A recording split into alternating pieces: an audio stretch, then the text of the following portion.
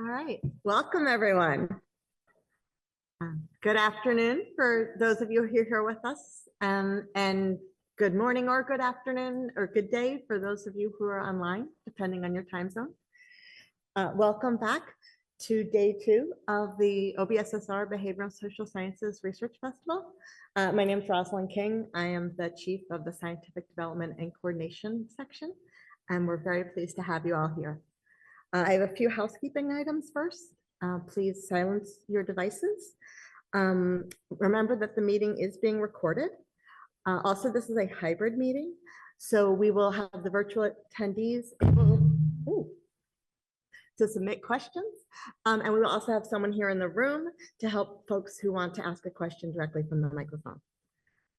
We have 3 sessions this afternoon on social determinants of health, gender, and health equity.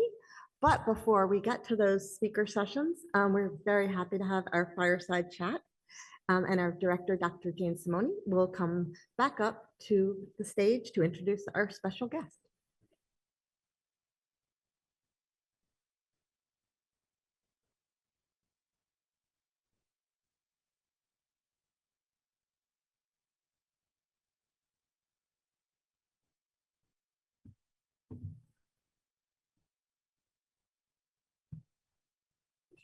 You want me to be seated there? You sit down. Fireside chat more than a formal presentation, but I do have an introduction. It is my absolute pleasure, actually, to introduce our special guest. I have been a fangirl of Dr. Nora Volkoff's years before I was at NIH.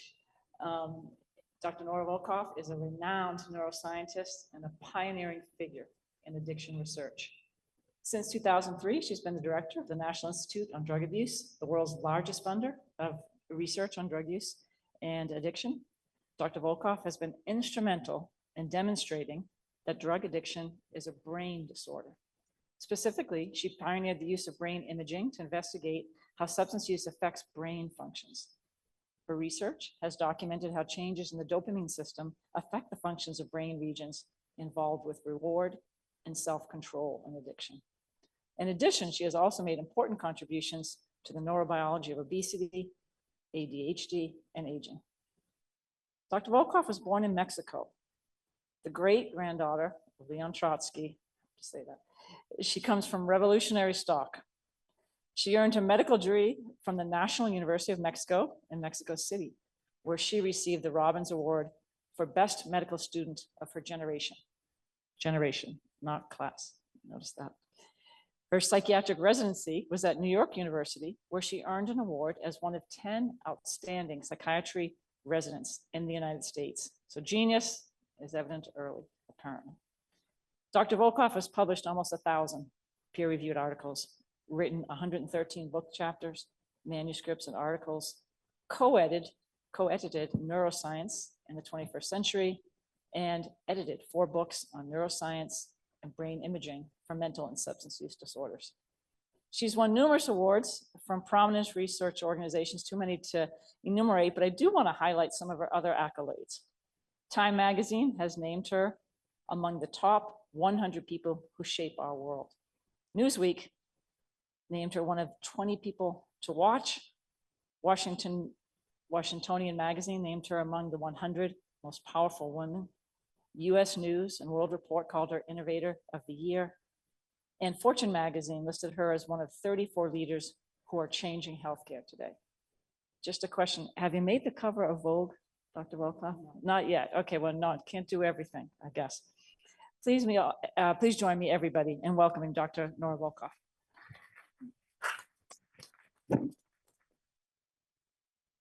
And I should say I am intimidated generally, of course, to interview you, but then of course I know, at least it's not in your first language. Dr. Volkoff speaks 4, 5, 6, 7, or 8 languages, depending on how you count them. So she's in English today.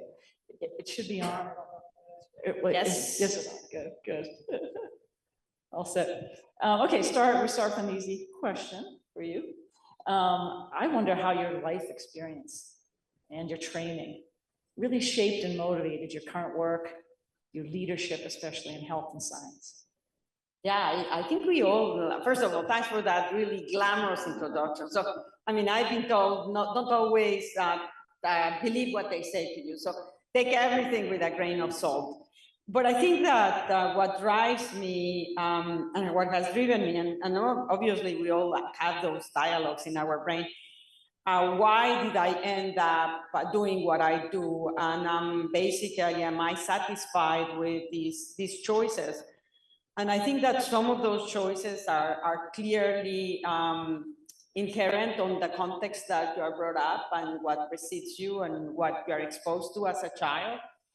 And then others do reflect the aspects of what is it that attracts you, and you're sort of in part determined by your sensitivity, emotional reactivity. I'm a very curious person. As a child, I've always been horrifically curious. So in that respect, a very natural profession for me is science, because in science, they pay you to be curious and to actually take it to the extreme. And I'm also someone that gets obsessed with something and doesn't let go. So that is also a good characteristic and quality to have for a scientific career, because perseverance is so very important. But in terms of from science, what do you pick up? I would say that the background, and you mentioned, yes, my father was a grandson of Leon Trotsky. He unfortunately died last year.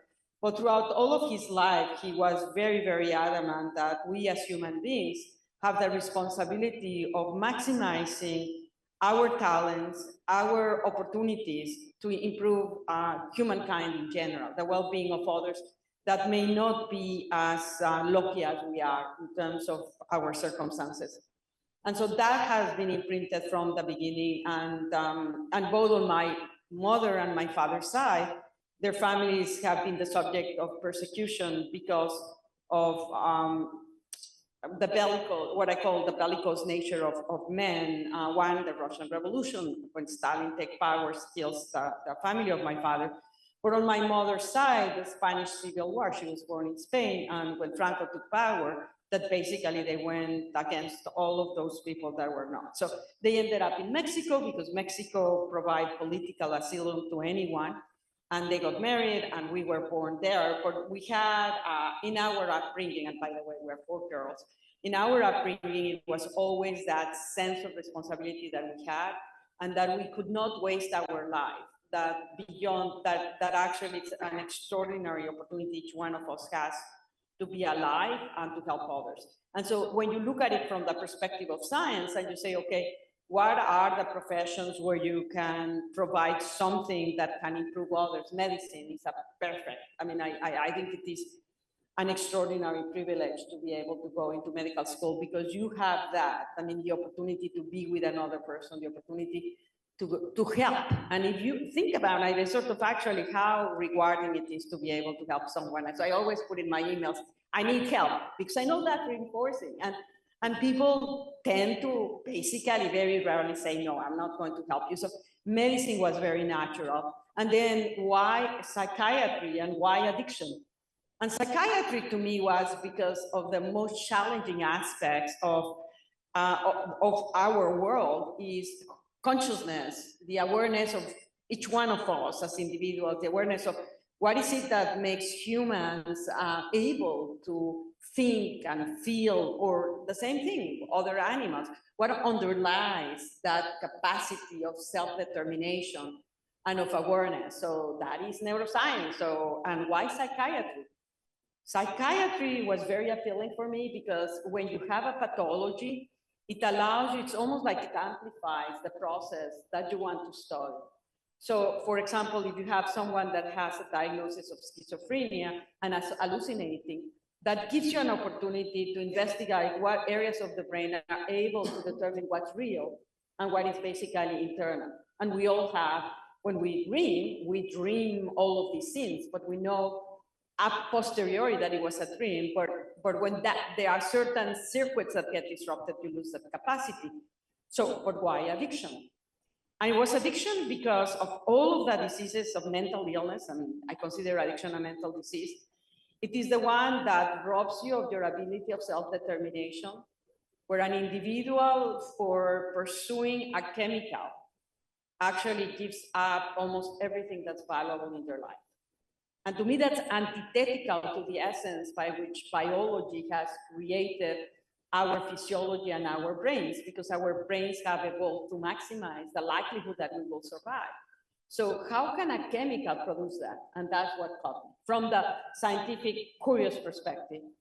And from the experiential one, my mother's father was an alcoholic. He died of his alcoholism. He killed himself when he could not control those strong. They are so strong that he just gave up and killed himself. And then my uncle was also her brother was also an alcoholic. And I adore my uncle, who was an extraordinary, charismatic, generous man. But everybody was sort of like discriminating him because he was an alcoholic. So that notion of the contrast between a person that has so much to offer and at the same time is rejected by the system, of course, basically activated my sense of injustice and impropriety. And so when I went to medical school, that would get reactivated when I would be with a patient that, say, for example, had cirrhosis, and that doctors will basically completely ignore his component of alcoholism. So the problem was never solved. When I became a resident in psychiatry, I would get patients that were depressed and that had also a substance use disorder. And I would ask the attending, well, how do I address the issue of substance use disorder? He says, do not worry about that, just address the depression. When the person goes out into their community, when they are released, they will take care of the addiction. So there was this division, and that's why ultimately, because you say, well, why am I here as director of NIDA? Because it gave me the opportunity to actually advance knowledge in ways that can start to change the practices that we have and the stigmatization that we have towards people with mental illness, but most prominently with addiction. And so that's why I took this ultimately when I was offered this position of director of NIDA. I took it because I saw the opportunity, how powerful science is, vis-a-vis being able to change perceptions and to actually, if you are persevere, ultimately change cultural norms in ways that are possible. That was astounding. We're so fortunate that your parents instilled in you this sense of giving back, because so many people have benefited from you. I heard you talk about neuroscience, makes me want to be a neuroscientist. You talk about psychiatry, makes us think, why did we go into that? And now you're telling me you're a social activist on top, and really with your research, you've done all those things. So you see why I'm a fangirl. That, yeah, that is impressive contributions. You've kind of showed this in your last answer, but I'll ask you explicitly about communicating information about science, about research, and about NIH's mission to the broader public. You have been exceptionally vocal about the importance of NIDA's research, the impact it has on individuals, on societies, on communities. And what have you learned about successfully communicating these issues to the public? I guess that the first thing that I have learned in order to be able to communicate properly is to be willing to listen and to listen carefully. Because what happens is, again, being trained in psychiatry, I always looking at my process, how I react to things. And I see myself when someone starts to give me an explanation on an opposite view of mine, that I immediately stop it. It's almost like I disconnect. And so I force actively to actually listen and to remove the emotional reaction that comes to it. Because otherwise, if you become very, very defensive or offensive, you are not going to be able to grasp what the other person is saying. And without that understanding, your communication is going to generate the same reaction in the person that you're communicating to. So figuring out what is the most salient, what is the most relevant, and I value enormously, because I actually is one of the things that rewards my brain enormously. I like to take complex concepts and simplify them, because I think that science is for everyone. I mean, we're all curious. Our brains actually have been hardwired to find things, the reason of things. But without that special training, we are unable to follow the narrative, a lot of scientific discovery. And this needs not be. So I think that our challenge is to use communication and language to figure out how complex concept can be translated to, I mean, what we sort of always typically say lay public, but do it in a way that is not just trivializing. And that's where it becomes complex, because many times we just trivialize and oversimplify. And sort of, that is to me what is at the essence. And the way that I view it is when I go to a talk, what do I want to get from a talk? I want the talk to basically get me to understand and grab a new concept, make me aware and react, and inspire me. So that is, and so to me, that's what I'm seeking when I'm listening to someone.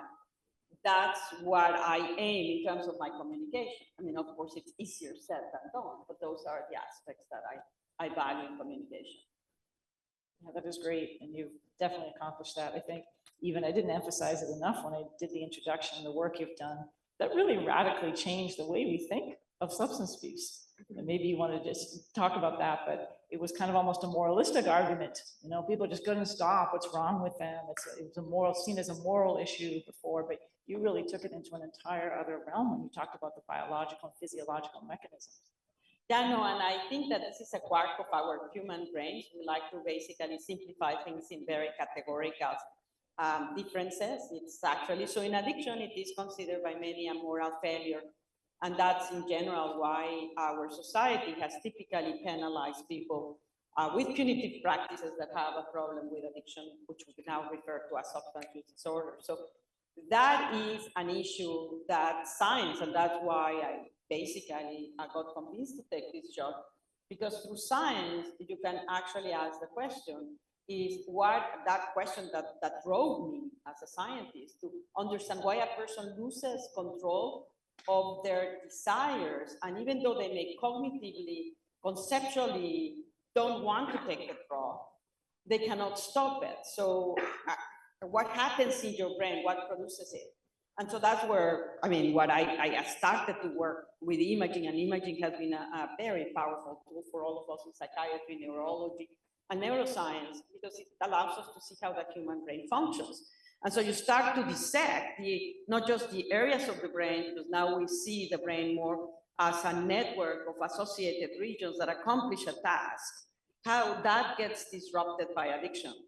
And moreover, what the data that the studies have shown all along was that these changes are long lasting. So you can stop taking drugs, and the impairments that are associated with exposure to the drugs, repeated exposure to the drugs, actually persist for long periods of time. And so it's not just that you're starting to characterize what are the networks that are affected in people that are addicted, but you can start to link how the dysfunction of that network translates into the behavior that I'm observing. So I mentioned self-regulation. I don't want to basically take cocaine. I don't want to do it. My parole officer is coming tomorrow. They're going to do a urine test, and yet the person cannot stop it, and they take it. So that, for example, relates to a dysfunction of what we call the executive functional network that entails prefrontal cortex as well as parietal areas of our brain. And and the very, very obvious simple metaphor that I always say is really, it's like you're driving your car without brakes, and you see someone crossing the street, you see a cat crossing the street, and you don't want to hit the cat, or whatever is crossing the street. But you don't want, you absolutely do not want. But if you have no brakes, your degrees of freedom to stop it are going to be much more curtailed. And that's at the essence of addiction. So it allows you to identify the networks and systems that are affected by drugs, and how that in turn translates into the behavioral presentation of addiction. Thank you. You exemplified again how to break something that's really complex in terms of your neuroscience in a way that's very understandable, very powerful. So thank you for that. I want to talk more specifically about some of the work at NIDA and in drug use in the country right now. There's been a lot of coverage over the last month or so about the recent decline in overdose deaths. In the US, overdose deaths decreased in 2023 for the first time since 2018, as you know very well. And what do you think are some of the factors that have contributed to some of the first positive news we've received in a while? no, of course, I was delighted when I saw the numbers. They sent me the numbers. And I was so excited because for the past 2 decades, we have seen this curve of every year, the overdose deaths, the total number of overdose deaths is going up and up and up. And with the COVID pandemic, they went up during those 3 years by almost 50%. So we were all hoping that when we were out of the COVID pandemic, they would go back to the levels that were before, and it didn't. So in 2023, which is really 4 years, towards the end of the 4th year, we see a decline of 10%. And it was notable because it was in the context of, on a yearly basis, seeing that rise. And the other thing that was fascinating is we have been monitoring what is causing the overdose deaths. And since 2015, the main cause for overdose deaths is the appearance of fentanyl, a very, very, very potent opioid drug, 50 times more potent than heroin, in all of the illicit drug market, most notably in heroin. And that increased the mortality, just jumped. You can see it. It's basically growing slowly, and then fentanyl comes to play and it goes up. So, but when you look at the data on overdoses for fentanyl, the ones from 2023, you see that it decreased by 12%. And that's what made me extremely excited, because it actually shows that it appears to be very real. It's not just the noises that you see on when you're doing measurements. But so what caused it? I mean, I think that one of the main strategies of the administration, this administration, the prior administration, because it is what the evidence shows, is the two most powerful tools that we have to prevent overdoses, to prevent death from overdoses, is number one, naloxone. Naloxone is a medication that if I give to someone and they have overdose and you give it in time, correct dose, you're going to save their lives. And it has basically no negative effects, except that if you are addicted to opioids, you are going to have withdrawal, but you're going to save the life of the person. Extremely effective. If you don't have opioid addiction and you still have an opioid overdose, which we are seeing a significant portion of people go through that, you can ask me later why, but we are seeing it. Naloxone is not going to generate any negative effects. So it's very safe. So one of the strategies is expand the use of naloxone. Make it available to people that are likely to see someone overdoses at the correct amounts that are necessary. Because fentanyl has faced us with the need of using more doses. So, and what people that are using these drugs tell us on the street is that they run out of their naloxone. So that signal should not be provided. And there's been a massive effort across the different agencies to provide naloxone. And the other one that prevents overdoses is with medication people that have an opioid use disorder. And they are the ones with the highest risk of overdosing, people that have opioid addiction. And we have very effective medications, methadone, buprenorphine, naltrexone. But 25% of people that would benefit, and I'm being very generous, other people say 15%, but I think sort of, let's be generous, 25% of people get the medication for opioid use disorder.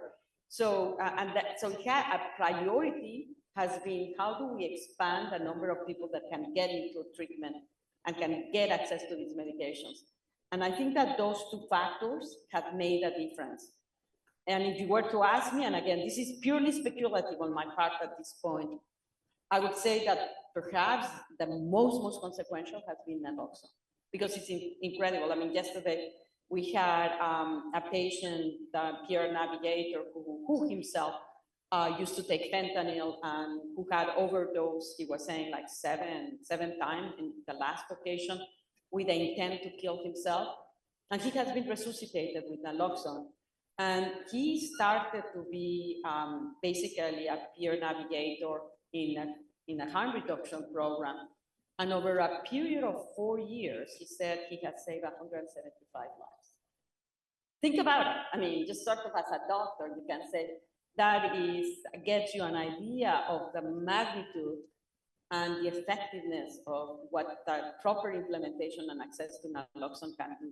So that's one. But I do absolutely, the fact that more people are receiving medications for opioid use disorder is also preventing them from overdoses. But there is always a but in all of these arguments, and I just got very excited. And then you start to, and again, from the perspective of science, is we love to look at averages, but averages have so much noise. And so if you go back and then look at it, well, how does this relate? You start to see tremendous variability. And what variability do I see? There are some areas geographically in the United States that have higher rates of decline. And there are certain groups in the population for whom the overdose mortality has not gone down. In fact, it has continued to go up. Who are they? Native American and Alaska Native and Black Americans.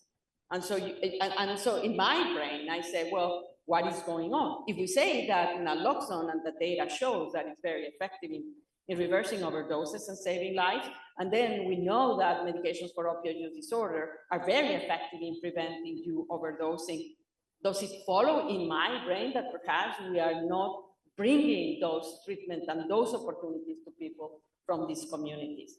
And I think it is a very important question for us to address, because we know typically of tremendous health disparities made clear by the COVID pandemic and made very, very clear in the case of substance use disorder. So this could be, even though we are very excited about the fact that we are decreasing overdose fatalities, we're also very, very aware that it's not the case in all populations. So that's one explanation. Second explanation, and I want to actually put it also in the table. Is it possible that there is less fentanyl in our country? And if there's less fentanyl in our country, then the illicit drugs out there are less dangerous. And so that could account for a reduction in the overdose mortality. What evidence do we have actually that there may be a reduction in fentanyl? Well, I've seen preliminary data from wastewater studies that are evaluating, we're funding them to evaluate the content of different substances in different places in the United States. And this preliminary data seems to show lower rates of fentanyl in the wastewater. However, how do you interpret that? You could interpret it to say there's less fentanyl out there in the illicit drug market, or you could interpret it to indicate that the treatment with medications for opioid use disorder is actually protecting people from the consumption of fentanyl. So, but it is something that we need to keep our eye on, and it is crucial that we really understand what is driving that reduction so that we can emulate and we can amplify. Right, I can't help but ask, there are tests for fentanyl too, right? Test strips, or what role do they play? Well, it is interesting because the fentanyl test strips actually allow you, if you go and purchase drugs, and you say, for example, you purchase cocaine or methamphetamine, you don't like opioids per se. It allows you as a user to determine if the drug that you're buying is contaminated with fentanyl, which currently very frequently is. And that is why we're seeing a very significant number of people that are stimulant users dying. Not so much because the stimulant drugs are very lethal, but because they are combined with fentanyl. So they allow them to see if they are purchasing drugs that contain it. Teenagers, for example, we've also seen a rise in mortality from teenagers. And it was surprising because teenagers don't take heroin, they don't take cocaine, they don't take fentanyl. What they do take is illicit prescription. They take prescription drugs. So they take, for example, they may take Adderall in order to prepare for an exam, or they may take a Vicodin, which they mix with alcohol to get high. Or they may take a benzodiazepine also to mix with alcohol to get high, and they do these parties where they take these psychotherapeutics. And one of the ways that, and this changed during the COVID pandemic, that basically the dealers were bringing fentanyl into our country. These guys illicitly manufacture prescription pills that look almost identical to a Vicodin or a benzodiazepine. And they are sold in the black web at prices that are much less than those that you get for the original thing. So when teenagers may buy them off the web, or they are given to them by a friend, or older people that may be seeking them out because they have pain and their doctor doesn't give them the opioid medication, or they can't sleep and they buy it or at a lower price than the real one, and end up consuming fentanyl. And this is why basically you are seeing a rise in mortality from fentanyl overdoses in elderly people and in teenagers. So in them, these fentanyl test strips gives them the ability to test if the products that they are going to consume are safe or not. So, and obviously, I mean, you know, I value very much speaking with people that are out there in the streets taking drugs and learning from them, because otherwise everything is academic and theoretical. And for example, in Baltimore, which is our backyard here, people, you have a long history of heroin use in Baltimore, but and the sort of people are actually aging into, of the initial cohorts are aging. And this older group of people that have been using heroin will tell you they don't like fentanyl, they are very scared of it.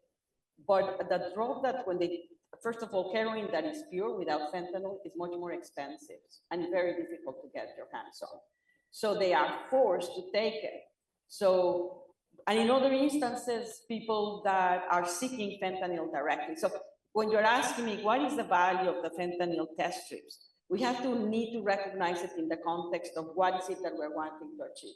Because a heroin user, for example, they still can have value. If they test their product and they see it has fentanyl, which very likely it will, then there are guidelines on how they should be injecting it. First of all, you should not inject by yourself. Second of all, inject slowly, because that way fentanyl gets into the brain faster than heroin and it can stop your breathing and lose consciousness. So do it slowly. So it can modify the behaviors. Okay.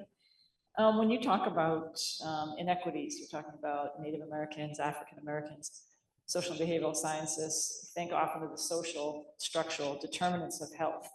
There are very few biological, differences that account for these disparities. So we look at social and structural determinants of health, and I wonder what role do you think they play in these disparities in substance use treatment, prevention, and overdose deaths?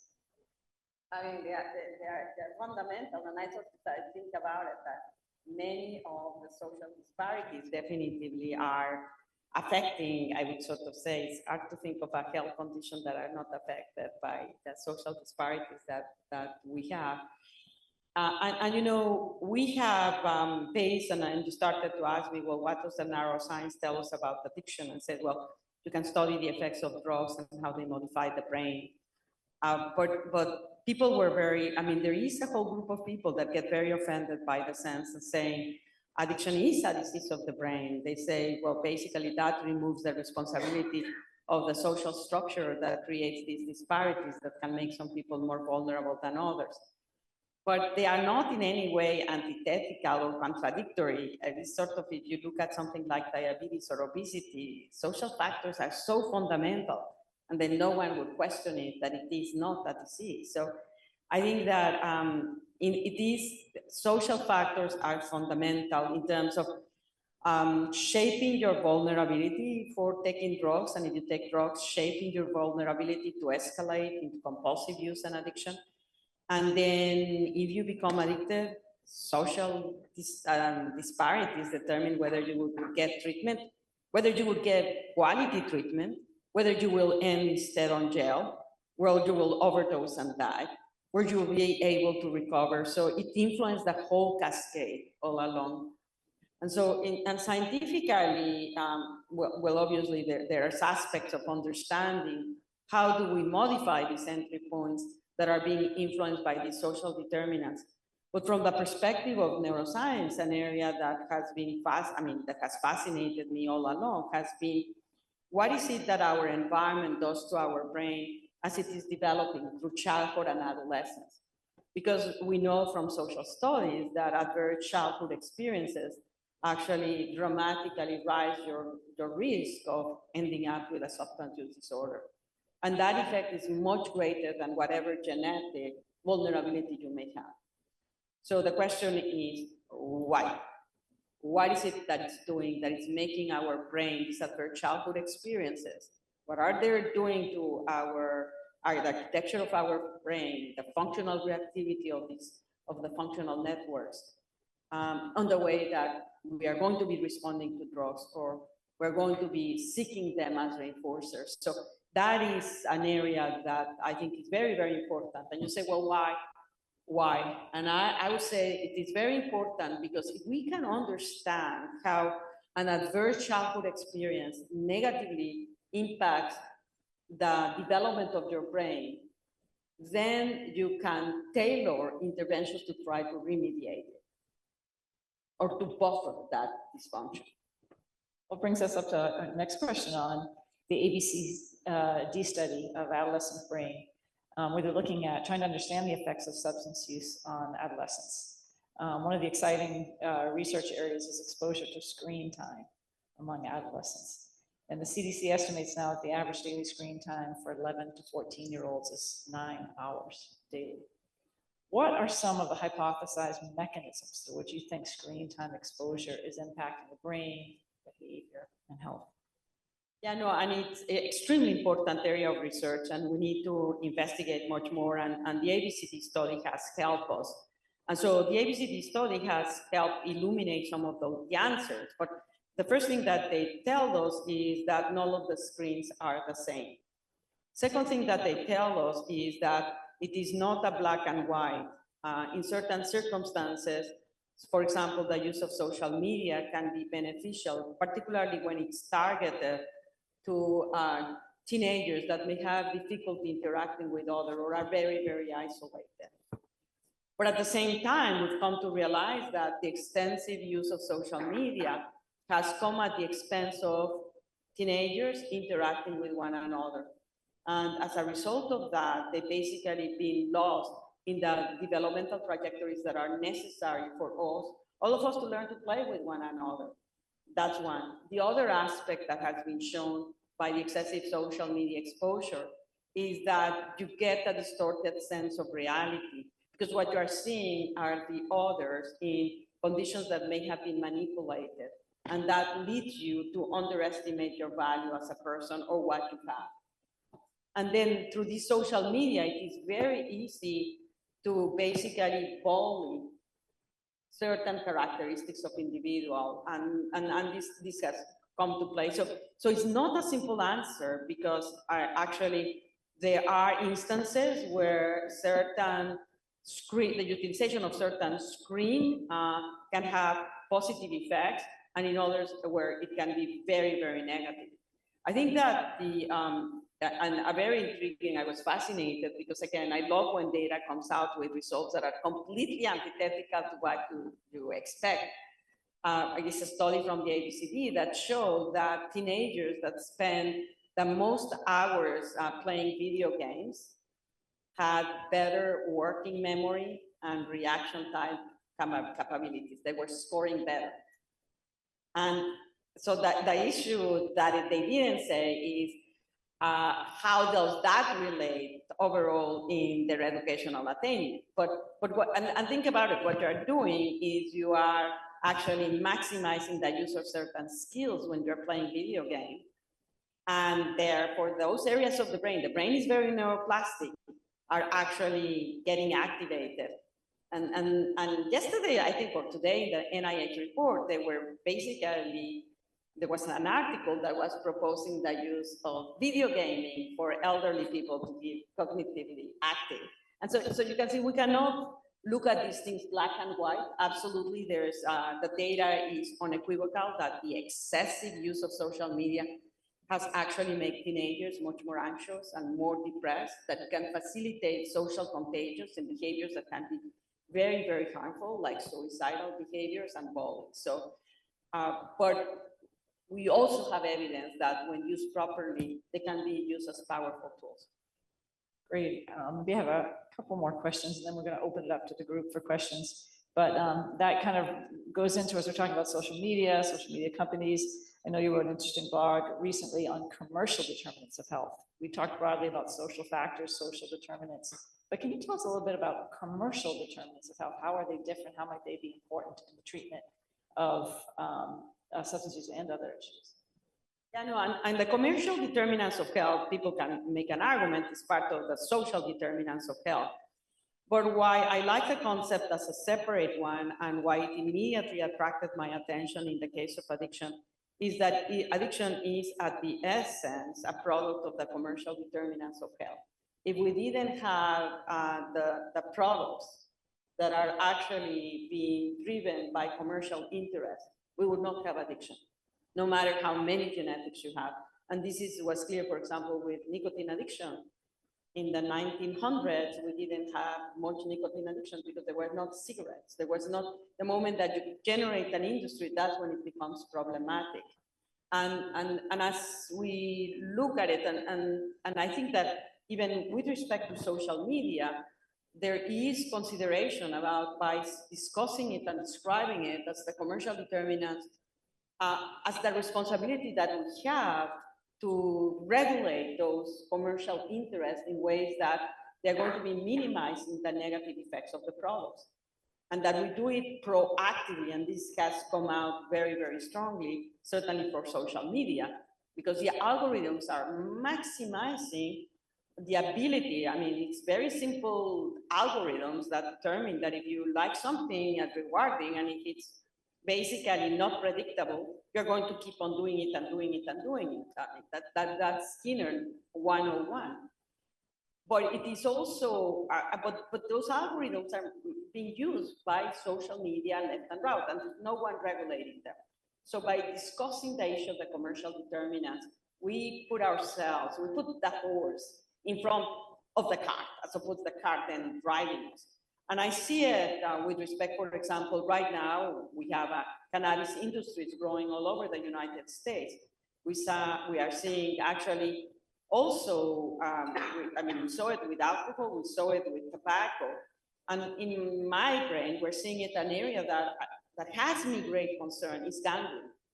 And gambling addiction can be very severe. And now that we are liberalizing and legalizing gambling in ways that are very, very accessible, we are actually basically increasing the likelihood that people will end up with negative outcomes. So what are the policies that we can do to prevent that? And as I think about it into the future, and I said, well, human beings' brains are extraordinary, and we love innovation and creativity. But when they are driven by profit in a negative way, it can lead you to maximizing products. If you can generate products that are maximally reinforcing and rewarding, that's going to sell. And so if we look at it into the future, as it says, can we think about technologies that are going to be maximizing those products? And I think that we have to be, as a society, very aware of the potential negative effects of not being proactive in minimizing what could sort of the products that are being developed by commercial interests. Thank you. You know, one of my last questions relates, in our strategic plan, we have a focus on implementation, dissemination, and equitable impact as one of our research priorities. And you've heard our director, Dr. Monica Bertinelli, talk about how our work isn't done until people's lives are improved by the research we do. And I wonder, in your portfolios at NIDA or in general, as you think about NIH research, how can we improve our implementation, dissemination, and equitable impact of our research? Well, I'm glad you're asking me that question, because it's interesting, because I never had it as clear cut how crucial implementation is. When I first came as an NIDA director, it was not so very clear to me. It was also always like this basic fundamental science. And then I started to get very, very frustrated, because we would have all of this evidence of things that work, but they were not implemented. And that in the space of substance use disorder is seen both in prevention and treatment. And that made me aware that it's far from automatic, that science by itself is not enough, that you need to actually translate that science into a product that will be acceptable and that will be pertinent to the condition that you're aiming for, and that will be accessible and equitable. And that is crucial, because one of the aspects that we're living right now, and again, I'll tell you, it's just my confessions. I'm very obsessed, like everyone else in the world, with these new medications, like glucagon-like peptide agonist drugs, that have transformed the way that we treat diabetes and obesity. But people that are being treated with them are reporting anecdotally that they don't have desire to drink or to smoke or to take cocaine. And so, and the animal data that has been done at least for 1 decade has shown that these drugs in animals decrease the rewarding, reinforcing effects of drugs, and they prevent them from relapsing. But these drugs are horrifically expensive. And already we have people that basically would benefit from them with obesity or diabetes that are not getting them because they are getting alternative drugs that are less expensive because their insurance will not approve them. Can you imagine if that happens for addiction? And so how, as we move forward into new therapeutics, and this, I'm just putting it up because I do think it's exciting, but there are other extremely exciting areas for therapeutics of substance use disorder. We have to be very mindful that it does not become a treatment intervention that will only benefit those that can afford it. Because we will continue to create terrible inequities. Thank you. We do have some time for questions. If people want to come to the mics, or if there are other questions online, I have more I can ask, but I want to make sure that we, if there's folks in the audience that want to come forward and ask Dr. Wolkoff a question, we're happy to take it. Dr. Sanisha Dale, do you want to start us off? Thank you for the conversation. About naloxone, has there been any thought at the institutional level or, in the field about strategically providing funding or resources to studies or work that's being done in these communities already to find ways to allow it to be given in the context of that work? Yes, absolutely. And in fact, this has been one of the top priorities of research studies that are done in the community to actually develop models that will make naloxone more accessible. For example, one of the most effective ways of distribution of naloxone and for free are harm reduction sites, syringe services, where people feel comfortable, where they trust, where they don't feel stigmatized. That is, and people that use those services are likely to be ones that have a higher risk of being with others that basically at risk of overdosing. So that is one of the models. We are also trying to implement the delivery of as much naloxone as possible in methadone treatment programs, because again, these are people that actually are at higher risk. In education, if you're going to be treating someone with buprenorphine, you should be providing naloxone. In patients that are being treated for pain with opioids, you should be providing naloxone. In schools, you should have naloxone accessible because, again, you can save a life. So make naloxone as widely available as you can. In airplanes, everyone, and I don't know, I mean, certainly I suspect that many of you must have been in a setting where someone overdosed. And, if that person, if there's no naloxone and the overdose is severe, that person is going to die. So make it as widely available as possible and as accessible as possible, because if it's very, very costly, people were saying, okay, we can buy it over the counter. And that was something that was very valuable that the FDA did, so that you don't need to have a prescription for buying naloxone. But the problem is that if you do not need a prescription, you have to pay out of pocket. And when you speak with people that are homeless, out there in the streets, taking drugs, paying $10 or $15 for naloxone is not realistic. So making it accessible. So that's why multiple models, for those that can afford it, is wonderful. It makes it easier to buy. But for those that can't, you need to provide it for free. I guess if I could push a little more, I wonder if there's a systemic way for NIH to ensure that happens. And what I mean by that is, I'll give an example. I have a study called the 5-Point Initiative. It's a community engaged study in Miami.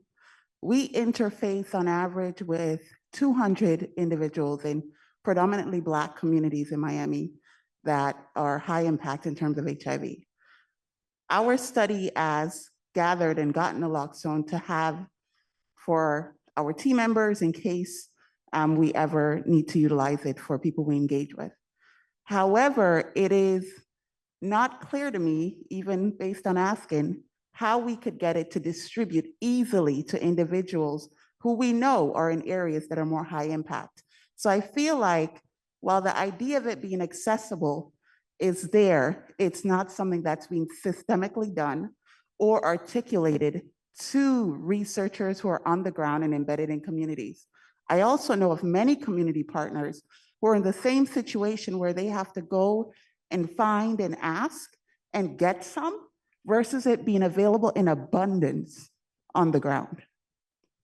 Yeah, no, and I think that certainly that's absolutely correct. And so one of the strategies that we've tried to promote with science, because we are the science organization, we are not the service delivery organization, is to actually promote the models where the communities themselves, based on the characteristics, the model itself makes them identify what are the different strength points that they have, where they could be used to the delivery of naloxone, or that could be used to the delivery of medications for opioid use disorder. That's going to vary by community. And then from that research, what we found on that research is to document how that characterization of a community and then that tailoring of the intervention based on that characterization actually optimizes the utilization of naloxone or medication for opioid use disorder. That's what we're doing. And in Miami, for example, one of the projects that we're funding is actually on a syringe exchange program where they actually are receiving antiviral treatment, and at the same time, they are receiving naloxone. So, but these are solutions that come from the community. We as NIH fund the research to be able to document how to do it, how to organize your community, how to characterize your community. And then based on that, how do you evaluate your intervention? You. Dana Schlosser, do you have a question? Yes, I do. Just zooming out much further than to more of a basic science question. Just thinking about my background as a behavioral neuroscientist. So I know that a lot of times we like to focus in on a problem, reduce. But at the same time, as we've learned today, and I've learned over my time at NIH, context is everything. So when we do these research studies and we're trying to take what we've learned in this very controlled condition and apply it, not only do we have the variation in the individuals, but also the structures they're living in, the whole society that they're, I mean, so many variables. And we've learned about a lot of these variables, and a lot of people have come up with these great things and gone, okay, I've controlled for this, but there's all this out here that's. So how do you think about that and the changing landscape and the research that we're funding at NIH, and, you know, marrying these very siloed disciplines and perspectives to get a very holistic idea of what's going on? Yeah, and this is an aspect that, I mean, we take very, very seriously, because we can have an intervention that demonstrates optimal effects in one context, and then it is when it is brought into the communities, it has no effect. So the question is, why did it fail? And understanding actually, how do you translate an effective intervention? What are the active ingredients that actually determine its efficacy is one point. But a second point is also the context, as you say. And an intervention may work very, very well with a community at certain characteristics, but be completely rejected in a very different community. And we face this, for example, when we try to bring interventions for addressing prevention or treatment of opioid use disorder among Native American communities or tribes, where there is, first of all, a lack of trust on Western medicine, the classical traditional medicine, and the fear and the sort of the sense that their own beliefs are not taken into consideration. So we recently initiated a completely new program to try to shift that, to bring the Native Americans to come up themselves and empowering them through training and support systems to ask the questions and develop the research interventions that are going to be applicable to their communities. as opposed to us dreaming about them and then say, well, you're going to have this intervention. And at the same time, so we're starting to think about it in the Native American communities. It is an urgent priority because people are dying at such a high rate, but also among Black Americans. And so the question is, how do we implement interventions there? And so now we're trying to figure out how can we do something similar for Black American communities, with the understanding also that we may speak about Black American communities, but there are there are tremendous differences with one another. So understanding that variability is fundamental to see how you're going to be implementing it. Thank you. I didn't know if there were questions online or if we have one more question. Yep. Hi, I really liked your presentation. Just wanted to know, what is the actual point of research right now about the use of psychedelic drugs for religious or recreative terms in the United States? Do we know right now what are the effects? There's still a lot of research to be done on this issue. Thank you so much. Yeah, no, psychedelic drugs are very, very interesting. And of course, they have been investigated now for many years. But then to try to see if they could be valuable for the treatment of psychiatric diseases. But then there were also misuses, and that led to stopping and slowing down the research in psychedelic drugs. And so for many years, the research that was being performed was predominantly done in laboratory animals, mostly in rodents. And from these rodent studies, something started to emerge that make these drugs very, very intriguing, and which is that they can promote the density of synaptic connections. So it can produce the changes of what occurs when you are learning something, the neuroplastic changes, the called molecular cascade, that then strengthens those synapses, those two connections. Those are accelerated by psychedelic drugs, by drugs that actually, and by psychedelics, I define drugs that are agonists at the 5-HT2A receptor, the serotonin 2A receptor. And all of the psychedelic drugs have that ability. They may have other things. So one of the hypotheses is that psychedelic drugs, when utilized in an environment that has a psychotherapeutic intervention, can lead you to actually do the changes that you normally would take weeks or months to have that ability to change your behavior and awareness to do it much faster. So that's one of the hypotheses that emerged from studies done in animals. Now there is an enormous amount of interest on psychedelic drugs, and we have several clinical trials that are going on at NIDA, and there are also clinical trials going on at the National Institute of Alcohol Abuse and Alcoholism. And one of the reasons, a turning point on how there was this openness about the importance of doing these studies was when there was the recognition by the FDA that ketamine, even though it's not a classical psychedelic drug, it's a dissociative drug, is effective in the treatment of depression. And that opened up the door of the possibility that drugs that in the past, so basically many of them are Schedule I drugs, would have not been considered for clinical applications, may in fact be valuable in a clinical therapeutic environment. So now there's work, and we're funding research. There's actually one of the grants that we're funding is to evaluate the use of psilocybin for the treatment of tobacco cessation. There is also, as you know, and because this was reviewed by the FDA with a negative outcome, and I thought it was going to come positive, the use of psychedelics for the treatment of post-traumatic stress disorder. So there is work. There's also work on the use of psychedelic drugs for the treatment of pain and other conditions. So it's a very, very intriguing, from the pharmacology perspective, they are very fascinating drugs. If we can learn, and again, this is one of the hypotheses, it's not factual. There is clear evidence that they accelerate synaptic formation and strengthening. If we can learn, and if we corroborate that, it basically gives us a tool that allows us to perform interventions, psychotherapeutic interventions that maximize outcomes. And we were discussing about even you could see if someone was exposed to a very, very adverse exposure in their childhood. I mean, could you have that child relearn, rewire that circuit so that that negative reaction that ensues from that exposure, could you modify it? I mean, it allows us to start to think that way, if it's possible. But obviously, at this point, I'm merely speculating in terms of why these drugs are so very interesting.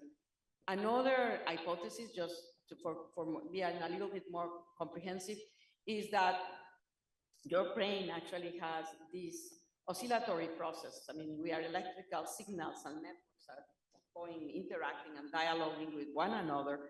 But there is a certain predictability on how these networks are interacting with one another. When you are under the influence of psilocybin, you generate a completely new landscape. And that has been shown, for example, in rats, and it was also shown in humans with fMRI. It's not a large study, but it does seem to provide evidence that you are modifying in a very fundamental way, temporarily, that landscape of your brain. And you can see how in that context, your insights are going to be different than from the insights that you may have when you're in front of your psychotherapist describing what you're trying to do. Because it's almost like you're looking at it with new eyes. You're literally looking at it with a different brain, temporarily different brain. So that's another one of the hypotheses. And there are other hypotheses, but these two by themselves, at least certainly for me, are quite fascinating. Certainly are, and unfortunately, because of lack of time and not interest, we're going to have to cut it short. But when we started off, Dr. Volkoff, you said that when you go to a presentation, you like to gain some knowledge and you like to be inspired. And certainly today, because of the breadth of your curiosity, the depth of your research, and the passion that you showed in trying to make an impact, you have given us both knowledge and inspiration in spades. We just want to thank you very much for coming today. No, thanks, Jane, for having me.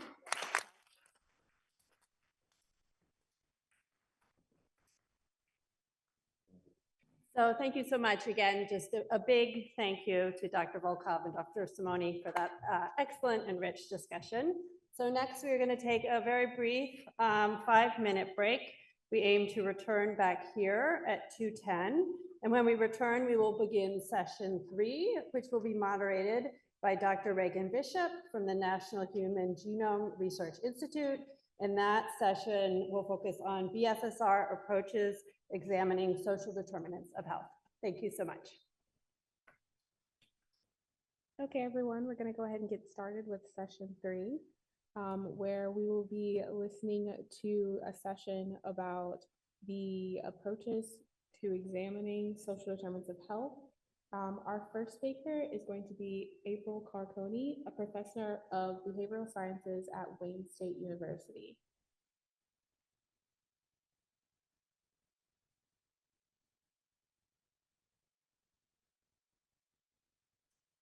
Thank you so much for having me.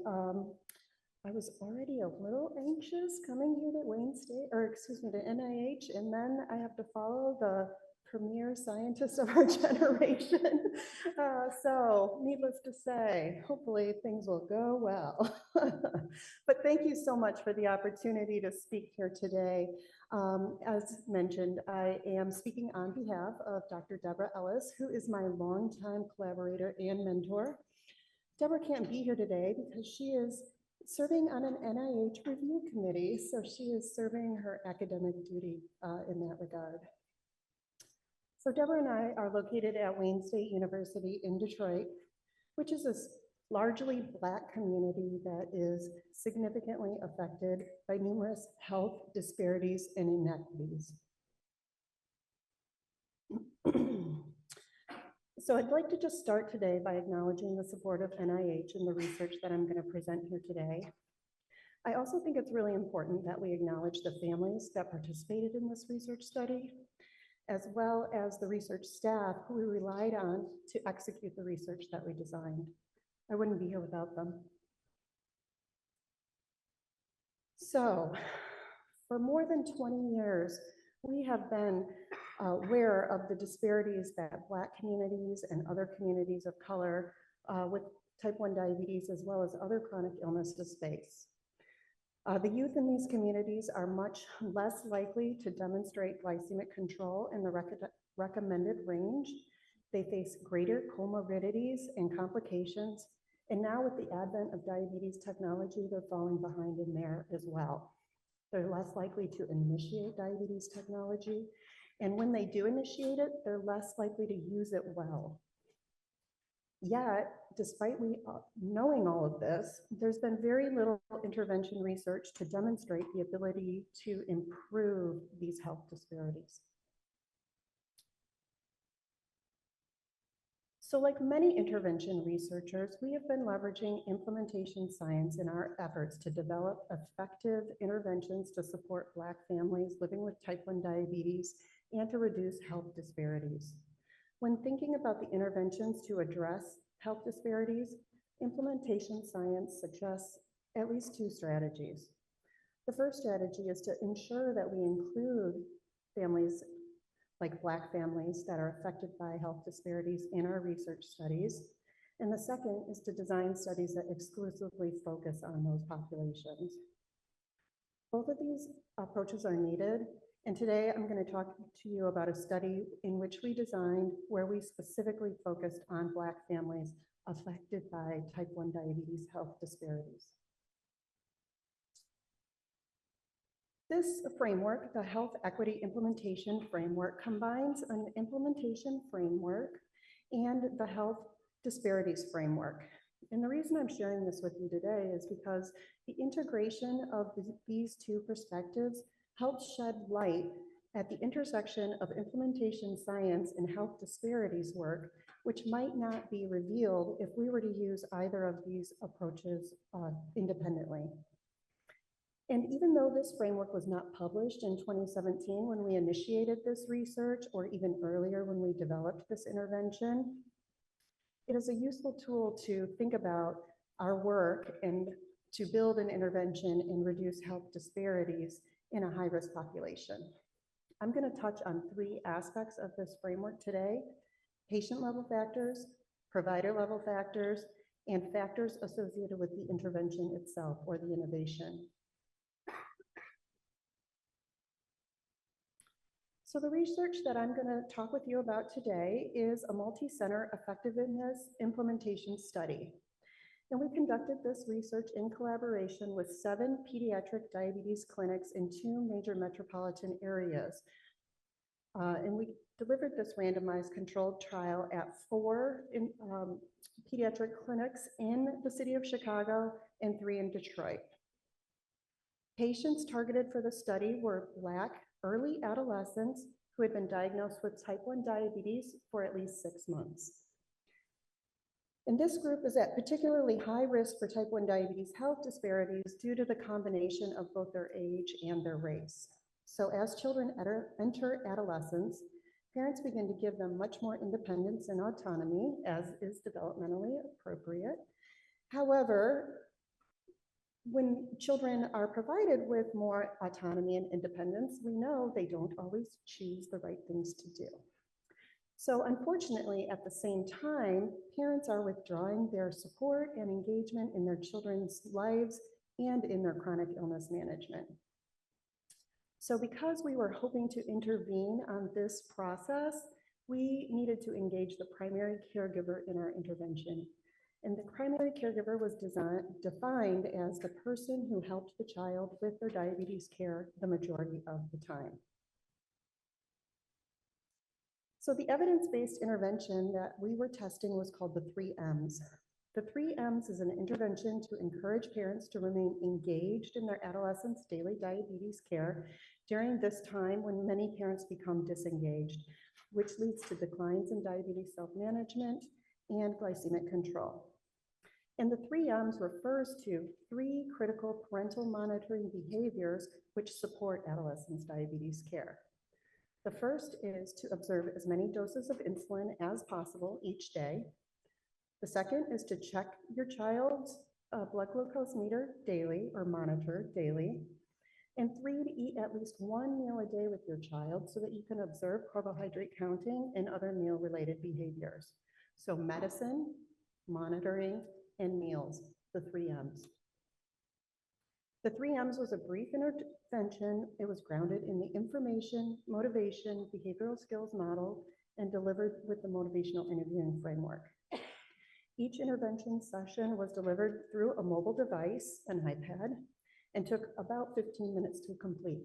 We kept it brief and short because we thought we wanted to deliver it through the diabetes clinic visit or during the diabetes clinic visit. So the 3Ms intervention begins with the provision of psychoeducation about the critical role of parental monitoring in adolescents' daily diabetes care. This information was developed with guidance from Black families and vetted by Black researchers who also focused on chronic illness disparities. The education was delivered through a video clip of a healthcare provider who was portrayed as a Black physician to increase cultural congruence. The educational information was reinforced by a peer testimonial from a Black caregiver. And with this foundation, caregivers then go through a series of treatment activities to bolster their motivation for remaining engaged in parental monitoring of their teens' daily diabetes care. So one implementation question that we faced very early on was how to best deliver the intervention. On the one hand, delivering the intervention in clinic reduces access barriers such as internet access, mobile device access, which was a real consideration still in 2017. Today, that might not be as much of a concern. However, on the other hand, clinic-based delivery was likely to be affected by clinic attendance barriers. In Detroit, we have about a 50% no-show rate to diabetes clinic. So we had to kind of weigh the pros and cons of those two approaches, home-based or clinic-based.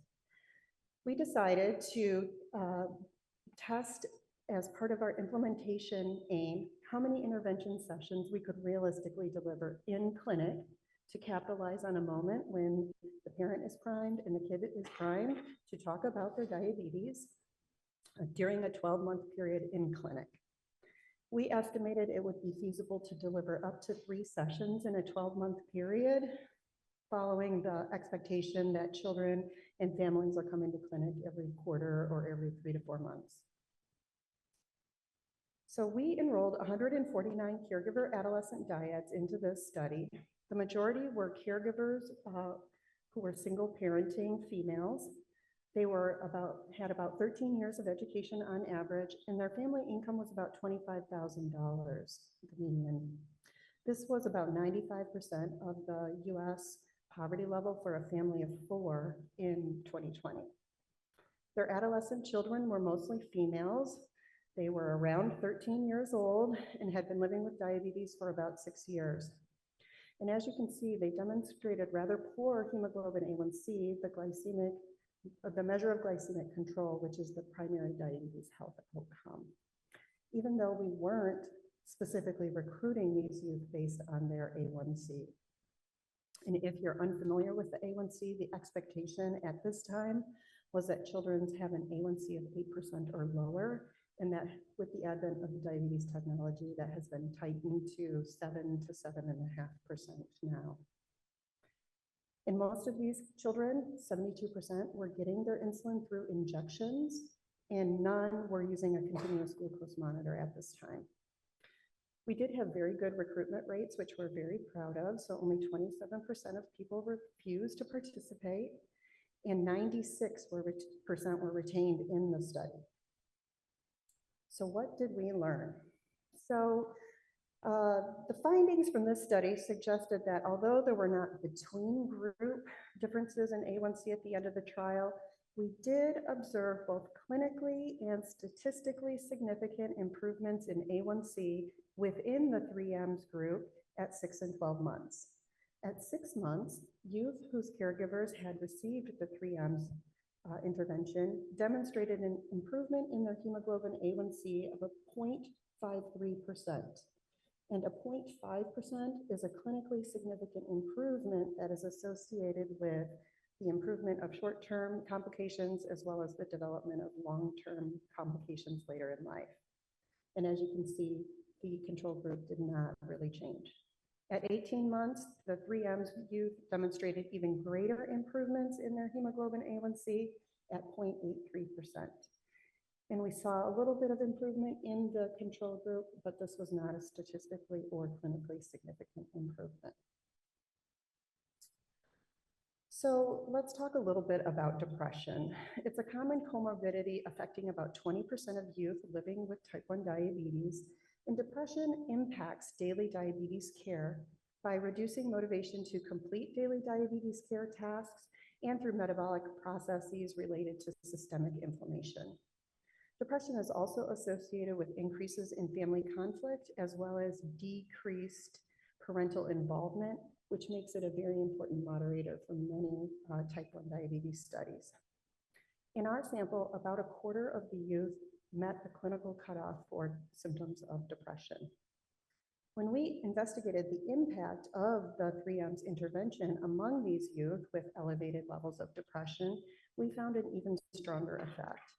We found a both statistically and clinically significant improvement in hemoglobin A1C at a rate of nearly 1% at the 6-month point, and that increased to about 1.42% at 18 months, which is about twice of what we saw in the group overall. We believe that the increased parental involvement and support through watching and talking with their children about their daily diabetes care helped mitigate some of those negative effects of depression symptoms on daily diabetes care. This finding was supported by some of our qualitative interviews with caregivers, where we heard that families were indeed eating more meals together, and some caregivers described their children as performing their diabetes care tasks unprompted, probably knowing their parent was going to follow up on them, but you know, if we can get them to do what they need to do, that's what we're going for. Oops, sorry. So what about dose? That was one of our implementation questions. So we saw at the end of the trial that dose was pretty evenly distributed across about 1/3 receiving 1 dose of intervention and about 1/3 receiving 2 sessions and just under 1/3 receiving 3 sessions. There was not a linear relationship between dose and change in A1C. Although we did note that at 6 months, parents who had completed more than 1 session their children demonstrated a greater improvement in their hemoglobin A1C, about a 0.72%. However, we believe that even just 1 dose based on the main study findings was significant in improving children's health and reducing health disparities. I see I'm running out of time, so I'm going to try to go really quickly here. So caregivers' feedback on the educational intervention or the 3Ms intervention, they really found this to be a helpful reminder to parental monitor, and they found the 3Ms mnemonic to be a clear, simple, easy way to do that. And they also reported having some increased knowledge around parental monitoring. As I just mentioned, they did note that there was some improvements in family functioning, better collaboration between the child and the parent, the impact on the teen doing their care more often. And they also noted that there was greater family support around diabetes management. And when we asked the healthcare providers, they agreed that the 3Ms was a valuable tool. So they thought that the 3Ms fit well in their family-centered clinical care practice, and they felt like it filled a gap in the guidelines for family involvement where there wasn't really a standardized approach that was available to them to make recommendations for their patients. In addition to these, they also thought that facilitators of in-clinic delivery, so having that buy-in, the recognition that this was a valuable tool and fitting well within practice and filling that gap, they also recognize the need for organizational buy-in. They did have some barriers, so what they explained to us was no surprise that they were concerned about space and workflow. They don't want us taking up their exam rooms when there's a lot of pressure to get patients in and out. And they were also concerned about who was going to deliver this intervention when the research staff weren't there to support it, as well as concerns about technology. They did offer a few solutions though, leveraging the EMR to flag youth who might be eligible for this program, helping to support the program through marketing of brochures and other tools. And then, of course, despite the fact that it fills a gap and is a valuable tool to support their own care, they thought, well, why don't you do this at home? So in sum, we found that a brief culturally tailored e-health intervention improved Black adolescents with type 1 diabetes glycemic control. It was feasible to deliver it during clinic visits. However, this is really the tip of the iceberg for this high-risk population. There's other factors, other social determinants of health that need our support and address. So I'm going to just end by recognizing our research and collaborator team across the 2 sites. And then if I haven't gone too far over, perhaps I could take some questions.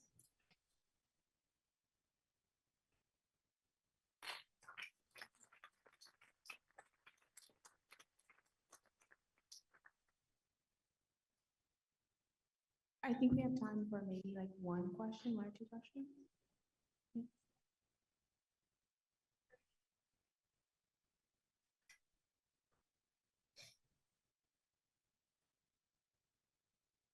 I did a great job.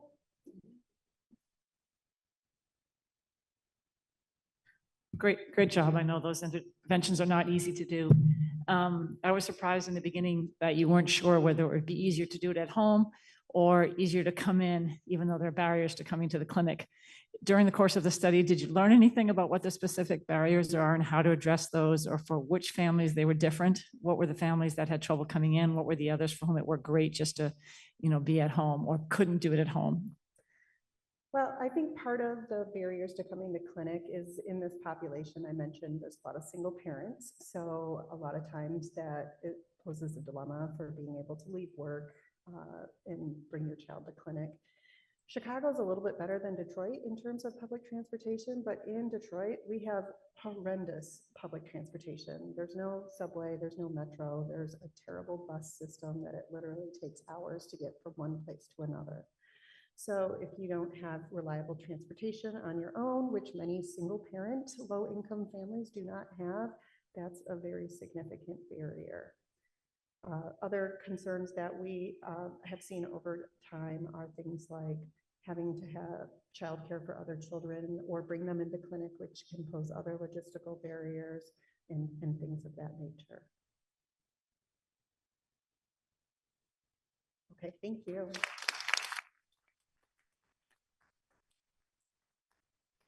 Next up, we have a speaker virtually, Claudia Buss, from an associate adjunct professor at the University of California, Irvine.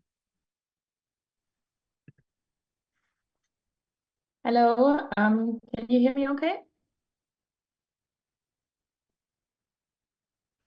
Yes, we can hear you. Can you hear me okay? Yes. Yeah? Okay, great. I'd like to share my slides. It's not, someone else is sharing is what I'm. Here we go.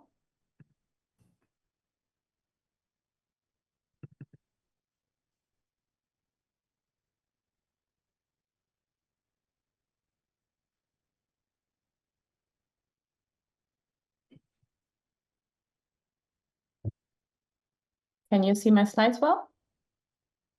Yes, we can see your slides. Okay, great. So thank you very much for inviting me to present. And I'm sorry I couldn't be there in person, but I'm currently located in Germany and I wasn't able to make this trip, but able to attend online. And I'm going to talk about work we have done on the topic of intergenerational transmission of maternal childhood trauma. And mainly, I'd like to present data that we have analyzed in the context of the ECHO cohort, but I'll also try to frame it in our larger research agenda.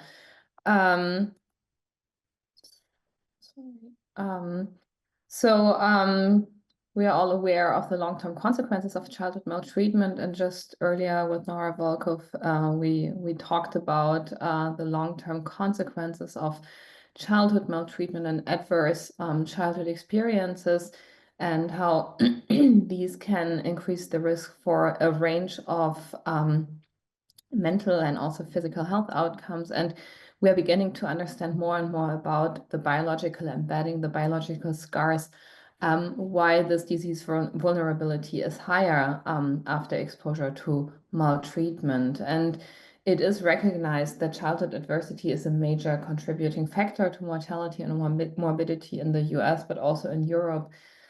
And the costs that we are estimating associated with the long-term consequences of childhood adversity, I want to emphasize, I think we are even underestimating, because we're just looking with these estimates at the consequences for the exposed individuals and not in the next generation. And this is what I will be talking about, that the health consequences are not restricted to the exposed individual. And there is more and more research supporting this, really showing that in the next generation, we have a higher risk of internalizing and externalizing problems, perinatal complications, obesity and asthma, physiological alterations, and also neurodevelopmental disorders among children whose mothers have been exposed to childhood maltreatment. We see similar effects and do understand some of the mechanisms quite well also for paternal adverse childhood experiences, but today I want to focus on maternal childhood maltreatment and the consequences for the next generation. And what we noticed when we reviewed this literature was that various studies had shown this link between maternal maltreatment and then adverse health outcomes in their children. But usually these studies focused on a single disease or behavioral outcome. And we wanted to use the ECHO cohort to really look at comorbidity profiles and get a better understanding of whether there's also a comorbidity pattern of various diseases. This is the study that we published last year with several of my colleagues in the ECHO community. We were able to analyze data on more than 4,000 mother-child diets resulting from 21 cohorts that contributed to ECHO.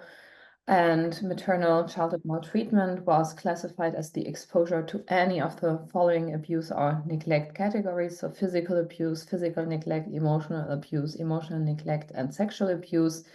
And so we harmonized data that we got on the one hand from the life stressor checklist, and on the other hand from the adverse childhood experience questionnaire. And then we created a binary variable of whether any of these 5 abuse and neglect categories were present. And then we focused on 6 child health outcomes: internalizing problems, autism spectrum disorders, ADHD, obesity, allergy, and asthma. And as you can see, several of these diagnoses were based on parent or caregiver report of having received this diagnosis. Here you can see the prevalence of the various abuse and neglect types that we see in the cohort, and you should focus on these percentages, which are pretty much in line with what we expect based on the epidemiological evidence and the published literature. It's slightly higher, with about 44% of the women in the cohorts that we included here having endorsed having been exposed to either maltreatment or neglect. Usually we see around 30-35%, so it's slightly higher than what we expect in the general population. And I will show you some results with these specific scales, but mainly we did the analyses with this binary variable, whether they have been exposed to any abuse or neglect. And here you see how much data we have on the various health outcomes in the children, and then also the prevalence of these outcomes, and they are pretty much in line with what we would expect. Slightly higher asthma, but there were some cohorts enriched for asthma as well, so this is not surprising. Yeah, otherwise pretty much expected prevalences. And this is just, sorry for the very small size of this, but this is showing that women who did endorse having been exposed to childhood maltreatment were slightly younger. At delivery, there was a higher likelihood that their child was multiracial or Black. And then also of non-Hispanic origin, ethnicity, sorry. And these women were of lower education, had lower education and lower income, and no differences in sex. And these social demographic characteristics that we see to differ between the exposed and non-exposed group are pretty much expected as well. And here are the results. What we saw first, we did analyses across the various disease outcomes, and we see a 2.7-fold increase in the likelihood of their child showing internalizing problems among children whose mothers have been exposed to maltreatment, a 1.5-fold increase in asthma, a 1.7-fold increase in autism spectrum disorders, a 2.1-fold increase in ADHD. We didn't see an association with allergy, which might actually be due to the fact that we combined a whole long list of various allergies, and maybe this was too much of a crude measure. And interestingly, the only outcome where we saw sex-specific effects was obesity, where the risk was higher among females, so daughters of mothers who have been exposed to childhood maltreatment, but not among boys.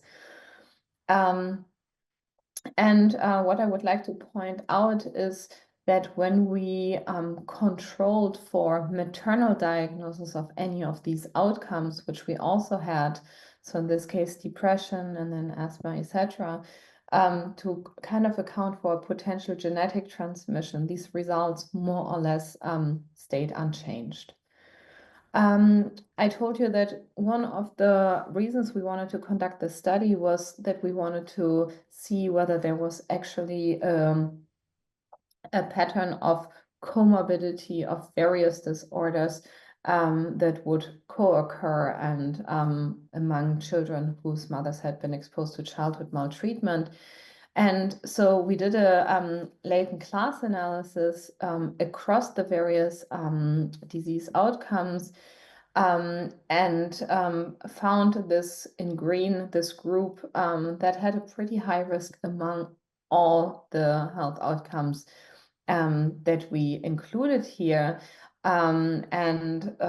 So what we could find is that 70% of the mothers of the children who were in this high comorbidity group had actually been exposed to childhood maltreatment, so twice as many as in the lower risk groups that basically were mainly characterized by allergy and asthma, but low on the other outcomes.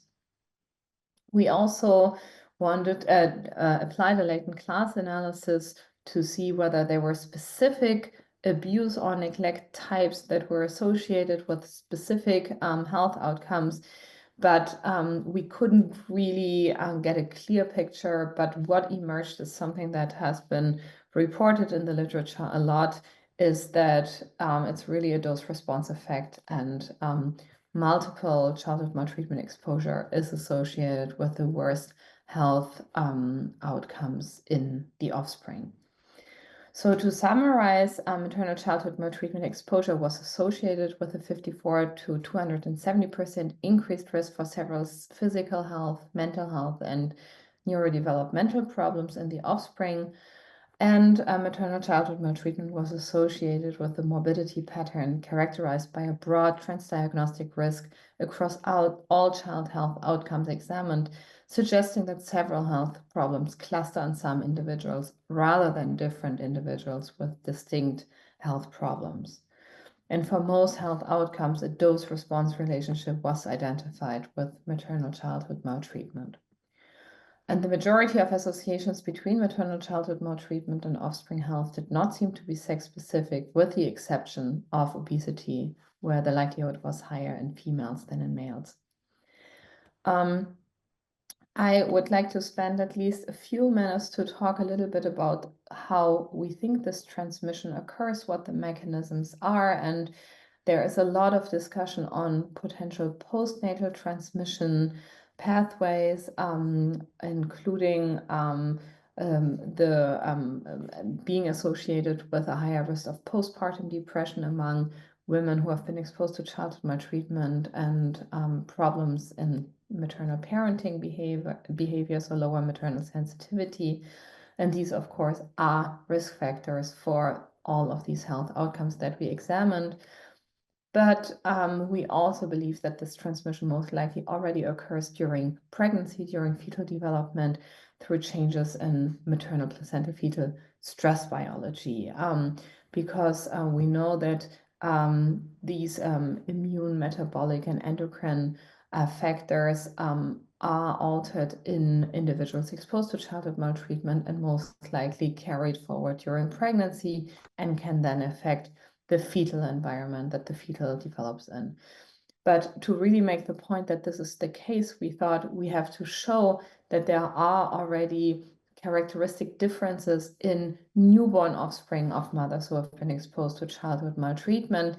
And this is exactly what we were able to show, that newborns whose mothers have been exposed to childhood maltreatment actually are born with smaller brain volumes. And this is more of a global effect specifically driven by a reduction in gray matter volume.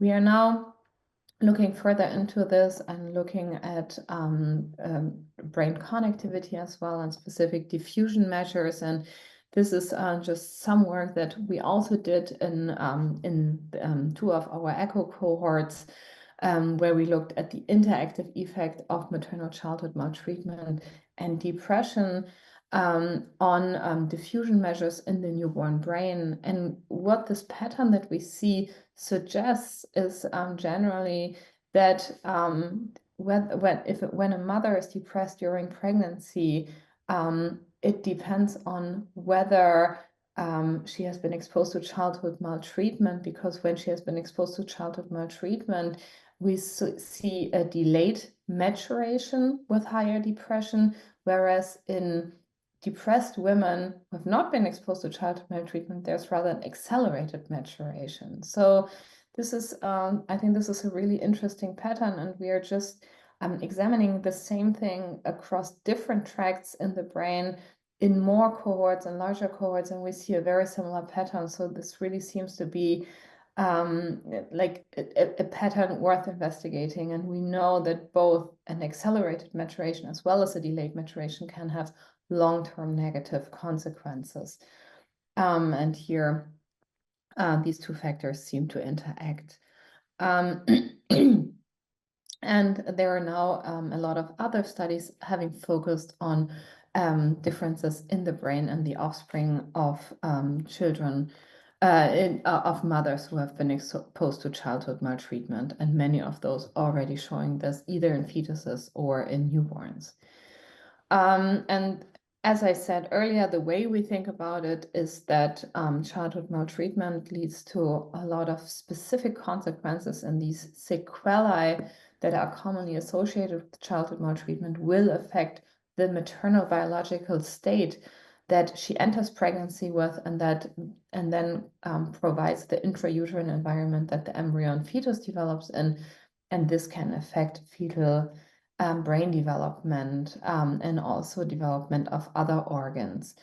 And indeed, there is now more and more empirical evidence that in part we have contributed to as well, showing that during pregnancy, in pregnant mothers who have been exposed to child maltreatment, we see higher cortisol concentrations, more inflammation, stronger increases in placental CRH, also a pattern of hypothyroidism, and all that can, of course, then affect the developing brain, because when there are these biological changes in the maternal compartment through the placenta, it can affect the fetal compartment and can then affect fetal brain development very specifically. And here's just some examples of our previous work where we have shown, for example, in 7-year-olds, but also in newborns, that when maternal cortisol during pregnancy is higher, this is associated with larger amygdala volumes and also altered amygdala connectivity. And very similarly, we see patterns of different brain volumes and brain connectivity when there is inflammation during pregnancy. So we really think that this intergenerational transmission potentially already occurs during the prenatal period of development.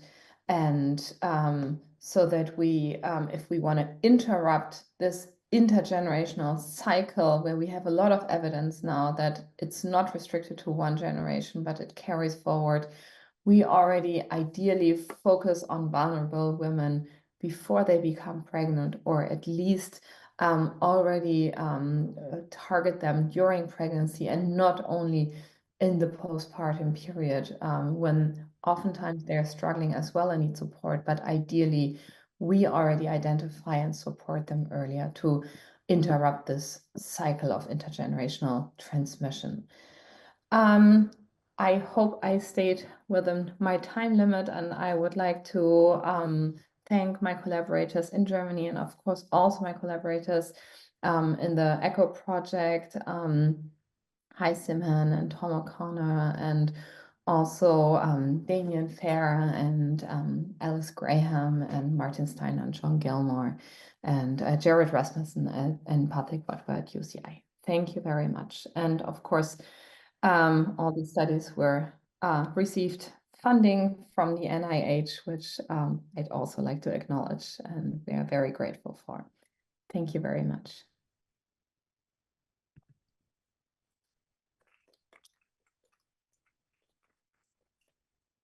Okay, now we have about 5 minutes for a few questions. Thank you for your talk. And I'm not that familiar with the ECHO study, but given the name around environmental factors and influences, and thinking about some of the findings that you presented, have you thought about, or is there currently work being done that's actually looking at the lived environment?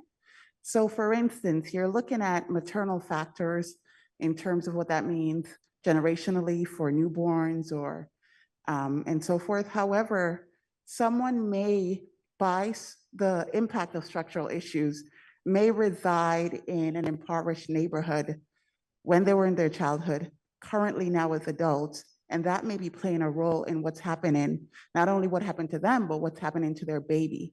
So are there any measures being done in terms of where people live and what are the environmental factors that are actually present? For the children, definitely, yes. And it's actually something we are very interested in as well. And we are currently conducting some analyses where we really do take a lot of neighborhood measures and see how these are associated with neurodevelopmental outcomes in the children. We don't have such fine-grained measures in the mothers. So if we're really thinking about the intergenerational transmission, we are very limited in terms of what we have for their mothers during their own childhood. But I think it is definitely extremely interesting in this context, although potentially, like really for this intergenerational transmission, the ECHO study might not be the best source to investigate this. But if in general you are asking whether like the lived environment the child is developing in is a focus, that's definitely the case, and it's a very, very rich data set. Sorry, I'll just follow up and say, in terms of the mother, we usually remember where we grew up with some Mhm. degree of accuracy. And so I think if you all are thinking about the environmental pieces, and a quick Google noted that this study is all over with different places in the US, but things like census tract data may actually help you to still get environmental potential predictors from mother to child. Yeah, thank you. I think that's a good point. I just don't think it has been done so far. I mean, it's still ECHO is still ongoing, and so it's still potentially something that could be acquired. But as far as I know, this has not been done for their mothers during childhood. Thank you. And now we're going to move on to our last speaker, Dr. Vanessa Volpe, an associate professor of psychology at North Carolina State University. And she's also going to be virtual.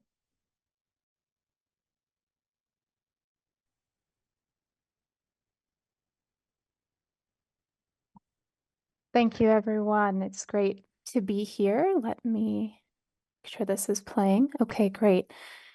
Thanks so much for having me. My name is Vanessa Volpe. I apologize for not being there with you in person due to unforeseen circumstances, but I'm very honored to be here and to present my work. I'm hoping that during the question period or even afterwards, if you're interested in this work, please feel free to reach out to me. I'd love to chat about it more and connect in that capacity. So I'll jump right in. I don't have a whole lot of time with you, so this is going to be a larger overview of a study that I conducted that was funded by a grant aid from the Society for the Psychological Study of Social Issues. Beyond that, I have no other disclosures to report. I was so honored to be honored with a Matilda White Riley ESI paper award for this paper that I'm going to be sharing with you today that was published in Psychology of Women Quarterly. And it really focuses on the unique experiences of Black women, particularly Black young adult women, and examines emotional eating, one important health behavior for interventions that I believe has been somewhat understudied. So to jump right in, the challenge that motivated this paper and this research that I'm presenting was a few things. One is, as we know, obesity as a chronic disease poses significant health risk. And the proportion of Black women with obesity remains quite high in the United States. And when I say Black here, I mean folks who identify, who are racialized as Black across the African diaspora in the United States. So this is not just African American women, but folks who might be Caribbean Black, multiracial, Afro-Latinx, African, et cetera, who reside in the United States. So just want to clarify, when I use the term Black, that's what I mean. So the proportion of Black women with obesity remains high. Interventions that target obesity or obesity-related risks often focus on lifestyle behavior changes. We're often familiar with this, things like diet and exercise. However, a lot of these available behavioral weight interventions that target obesity risk are not always effective for Black women. And what I mean by that is even in trials in which Black women are included, though we know that inclusion is still a challenge for those trials for Black folks, when they do participate, they do tend to lose, for instance, less weight than white women. That's one effectiveness. So why? Why is that the case? Well, I set out to identify a few potential reasons. These are not all the reasons, but these are some of the most pressing ones that myself and my research program has examined and continues to examine. The first is that emotional eating is a barrier to successful weight intervention progress. Now, I don't mean just for Black women, I mean for everyone here.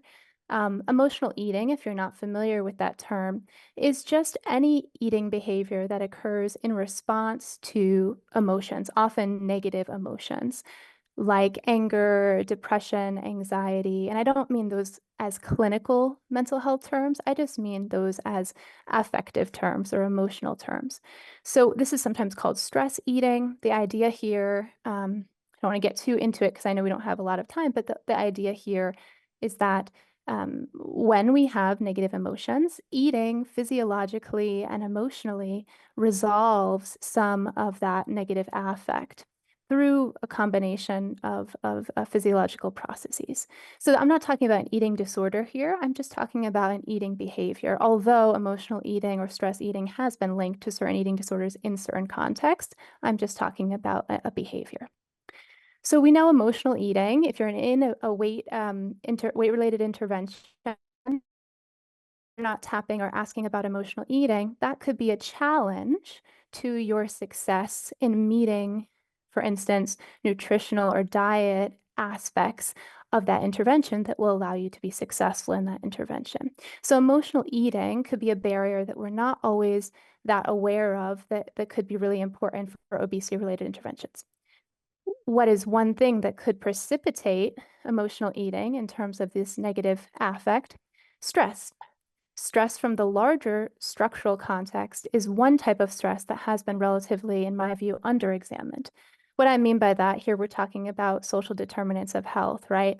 The larger structural context in which Black women exist is one, and I'm not the first to say this, right? There's a long history of what we understand as intersectional stress, and the notion of intersectionality for Black women is really important. So Black women face unique stressors at the intersection of sexism and racism. And those stressors are mirrored in their everyday lives, but they're really symptoms of a larger structural context in the larger United States, in the larger neighborhood, in the larger, et cetera. So when we don't understand those unique experiences of stress that Black women might face, then we're failing to understand what might be some precipitating factors that could relate to emotional eating as they engage in behavioral weight interventions. But that's not all of the story. Black women also are efficacious, they're agentic. When they're engaging in lifestyle changes or in these interventions, and in their daily lives, when they face stress, they also use culturally relevant coping strategies or mechanisms to, to get by in the context of that stress. So we really want to understand both the stress from a larger structural context, as well as understand where can we intervene or support Black women's already existing culturally relevant coping mechanisms. Because if we don't do that, then we don't really have a sense of how to improve those behavioral weight interventions that are not always effective for this population. So that leads me to my study and the opportunity that we saw that we were trying to investigate so that we could build basic building blocks, if you will, basic science building blocks for the improvement or development or augmentation of existing behavioral weight-related or obesity-related interventions for Black women. So there's a lot going on, I know, in this figure. This is our conceptual model of that we examined. So first of all, we looked at gendered racial microaggressions. Gendered racial microaggressions, if you're unfamiliar with that term, is a term forwarded by Gioni Lewis and colleagues. And really what that is an interpersonal, everyday, subtle instantiations of gendered racism. So aka sexism and racism combined for Black women. So this is our proxy for the structural conditions that Black women might be experiencing. So we looked at if gendered racial microaggressions was associated with emotional eating. And I should mention if more frequent exposure to gendered racial microaggressions is associated with emotional eating, greater endorsement of emotional eating. So that's the whole structural piece, right? And this is all for Black women particularly. I'll give you some examples of gendered racial microaggressions later in the slides as we get going. So that was one part that we wanted to investigate. But to really understand what might be going on here and putting the responses to gendered racial microaggressions and how they might lead to emotional eating in context for Black women, we examined two mechanisms of this potential association. And those are the culturally relevant coping strategies that I was talking about. So we examined Superwoman schema, particularly. Superwoman schema I'll just be brief here because I don't have a whole lot of time. Superwoman schema in general has many aspects, but it's a specific conceptualization relevant for Black women. Dr. Cheryl Woods-Jiscombe and colleagues, created this term Superwoman schema to describe how Black women feel. Some Black women might take on a role where they have to be superwomen. They have to be strong. They have to do everything. They have to be perfect. They can't be emotionally vulnerable. And it's a survival mechanism in the context of gendered racial microaggressions or the larger context of gendered racism in general. Superwoman schema, you might have also heard of strong Black woman ideal. It's a similar concept. These are two different parallel conceptualizations of the same process.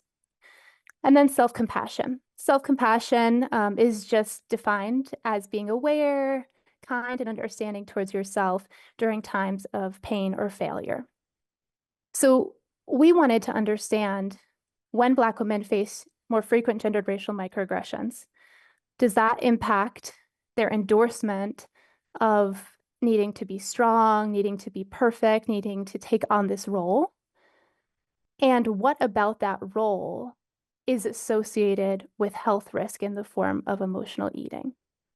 We hypothesized that aspects of that role could be associated with reductions in self-compassion, and that might be why Superwoman schema might be helpful in some ways for Black women because it's an adaptive response, right? If someone is saying you're not good enough, you don't belong here, and you say, well, I'm going to be perfect, I'm going to show you, I'm going to do it all, that's an adaptive response to one's environment.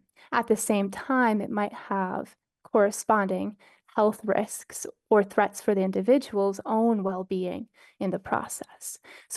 So that was our hypothesis going in, that greater exposure to gender racial microaggressions will be associated with more endorsement of Superwoman schema. More endorsement of Superwoman schema will be associated with reductions in self-compassion.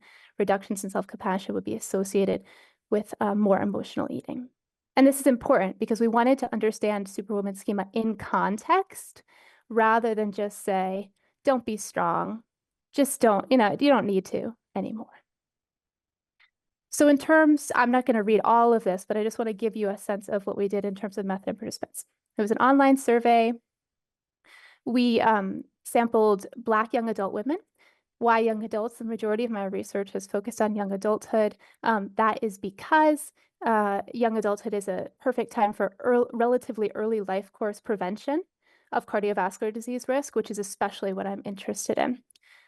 And then you can see the demographics here on the right. I won't read them, but you can get a sense kind of who our sample were. I'm not going to go through all of the measures, but I'm just going to give you an example of some of the items. We can come back to this if we have time or if you have questions about it. We used a scale for emotional eating. An example item is I overeat when I'm stressed. We used a scale for gendered racial microaggressions. These are established scales, right? I have been perceived to be an angry Black woman. Someone assumed I speak a certain way because I'm a Black woman. Those are examples of gendered racial microaggressions. The Superwoman schema questionnaire, no matter how hard I work, I feel like I should do more, and my tears are a sign of weakness. And then finally, self-compassion. I'm kind to myself when I'm experiencing suffering, and when I'm going through a very hard time, I give myself the caring and tenderness I need. I won't belabor the point here, just to point out we had enough people. There were no missing data. Yeah, really, no missing data, I promise. Covariates. We tested all of the covariates you see there on the screen for potential inclusion in our models.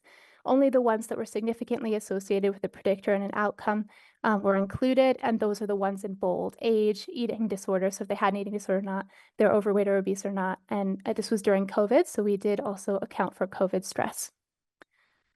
We used a serial mediation model. This is the same model that you saw on the previous slide. I won't go through it in extreme detail, but what we see here essentially is that we find support for a fully standardized indirect effect through Superwoman schema and self-compassion. So this is serial mediation, one mediator after another. We didn't find support for any of the other indirect pathways in terms of the indirect effects. And we see that the association between gendered racial microaggressions and emotional eating is reduced to non-significance once the mediators are in the model. So gendered racial microaggressions, as we anticipated, more frequent exposure was associated with greater endorsement of superwoman schema, greater endorsement of superwoman schema associated with reductions in self-compassion, reductions in self-compassion associated with more emotional eating. So what does this mean? Well, it highlights some mechanisms of intersectional stress exposure on emotional eating, which I think is really important for us to then go forward and design or mitigate or augment interventions that are focused on obesity reduction or weight reduction and make them more effective for Black women. Why? Because we know some of the potential mechanisms that might be at play. Superwoman schema seems to be an adaptive coping strategy, but it might have some costs, right? That's what I mentioned earlier. Aspects of superwoman schema might engender more emotional eating if they're associated with reductions in self-compassion. This was full serial mediation. There were no other indirect effects. So the conclusion we drew is that superwoman schema may be only particularly harmful for emotional eating when we understand it in context. In the context of what? Well, in the context of precipitating exposure to gendered racial microaggressions as a social determinant of health and associated reductions in self-compassion. So what do we need to do is we need to target both. And we need to understand how interventions can do that without further minoritizing Black women or trying to take away their agency and trying to adapt to a hostile environment. And we need experimental and longitudinal confirmation. This was a cross-sectional study. My lab is working on that piece now. This is a model of developing interventions, and it's just the point here that basic science is really important before we design or modify interventions to make sure that they're effective for certain populations. And I think this highlights the importance of within group studies. NIH has particularly taken this up, this notion that within group studies are important, that there doesn't need to be a comparison group. I've seen that in review panels that I've been on, which is fabulous. So the importance of this, for instance, from previous literature, we know that Black women just have higher levels of self-compassion and lower levels of disordered eating. These are means, right? Disordered eating cognitions than white women, first, let's say. But when we look within, we still see that Black women are at risk for endorsing low levels of self-compassion, looking at them. And reductions in self-compassion are associated with more emotional eating. So these two bullet points tell two very different stories. And if we just have between group studies, we might miss an opportunity to make sure that our interventions are working the same way for especially minoritized and disenfranchised groups. So this is cross-sectional mediation. I mentioned that already. We're working on now making sure that these associations hold up across time. Constraints on generality, right? We had a certain homogeneous sample in terms of gender identity. Most were cisgender women. In terms of mental health, there was less overweight or obesity than older samples of Black women in our study. That all might suggest that our estimates are conservative, though, rather than the reverse. And then we want to understand these other things: appraisal of those stressors, those gender racism stressors, mood states, reinforcement, food socialization. Thank you so much. Thank you to my lab. And please connect with us. Please connect with me. It's been such an honor to be here. And I wish I was able to be there in person to meet you all. Thanks for the opportunity to share a little bit about my work.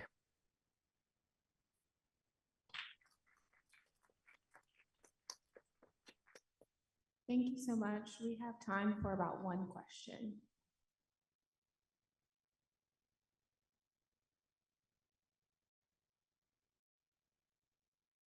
Hi. Ooh, thank you so much for that. I think it's the case that self-compassion is sort of often thought about as one of those cure-all, sorts of interventions. And I appreciated the idea that in this case, you wouldn't necessarily want to intervene on something that is also a coping mechanism in context. So I'm just curious if you have thoughts from maybe the work you're doing now or from your data, about what a potentially sort of culturally competent, tailored intervention might look like. Great question. Oh, sorry. I'm trying to not share my screen anymore. Of course. Oh, here we go. Stop share. Sorry about that. Yes, so what we're doing is we are actually developing some modules that link self-compassion with particular events rather than self-compassion as a whole. So this was just general self-compassion, as you mentioned. But if we understand self-compassion in the context of, I experience a gendered racism, I feel the need to resist emotional vulnerability, to be perfect, and then here's how I respond. We're actually designing interventions that teach self-compassion skills in the context of specific stressors and almost encourage almost critical consciousness instead. So I think that a lot of the self-compassion interventions, in my view, have been acontextual, but if we link them to a stressor that is uncontrollable, that folks might experience, and we help them understand their own responses to it in a way that's not further stigmatizing, we're seeing currently that it has potential. And I'll also briefly mention that Dr. Dr. Giscombe has, I believe, a stress-related intervention related to this. And some of my other colleagues are also developing parallel interventions in the work. So for instance, Dr. Watson Singleton is also developing one. So I think combined, we can really tackle the important issue that you're talking about. Because I agree that self-compassion in and of itself is not a panacea for this type of thing. But I have hope that linking it to certain responses will help dissolve that link and maybe some of the pressure to be perfect that then that's associated with stress-related eating. Thank you so much. Thank you. So that's going to be the end of session 3. We're going to have a brief break and then transition to the virtual keynote on gender, power, and health, modifiable factors and opportunities for intervention. And it will be moderated by Dr. Elizabeth Barr, who's an Associate Director for Interdisciplinary Research in the Office of Research on Women's Health here at the NIH. So Dr. Derek Griffith is the Risa Lovizo-Mori Population Health and Health Equity University Professor at the University of Pennsylvania. And Dr. Anita Raj is the Executive Director of the Newcomb Institute and the Nancy Reeves Drew Endowed Chair in the School of Public Health and Tropical Medicine at Tulane University. Most importantly, and if you'll indulge me for just a minute, they were the supplement scientific leads with me on this phenomenal open access issue of social science and medicine, which focuses on gender, power, and health.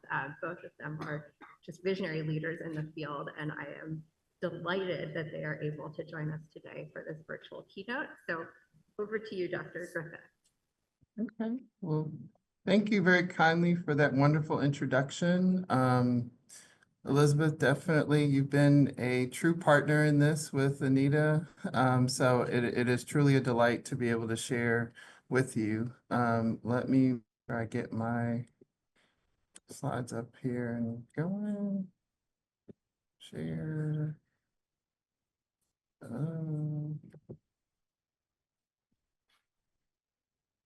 Okay. So again, let me say just first, thank you for this opportunity to be able to share some thoughts with you. About sort of, I took the title in part from the special issue title. So I'm just going to sort of talk about this, but of course, talk about this as much from my lens as a men's health person, as one who also was very interested in gender equity more broadly, but also wanting to look at it, how it relates to men's health in addition. So one of the very basic things is, even though we see it a lot in politics and policy, that, promoting men's health is not something that is about taking resources or attention away from women's health. As much as I don't feel like I should have to always say that, I do always feel like I should have to say that because for whatever reason, narratives get written that way, that, we can't do both. We can't promote women's health, sexual gender minority health, and promote men's health. I fundamentally disagree, and I think the special issue highlights that we can do those kinds of things together. So our, as Elizabeth was mentioning, Dr. Barr, I should be more formal, was talking about, she and her colleagues in the Office of Research on Women's Health held this scientific workshop in 2022 that really brought together quite a fascinating cross-section of scholars from a variety of social science and health fields to really understand what is the state of the field in these broad areas as it relates to the relationship between gender and health. And what I want to do in framing this conversation is to really think about power in that context of the power, the ability to shape this narrative and how important it was to have this conversation. So, you know, the idea of, I'm borrowing this from Stephen Lukes and some of the other work that talks about what power is, and particularly discursive power, that the ability to decide what issues are relevant, I think we're seeing very much,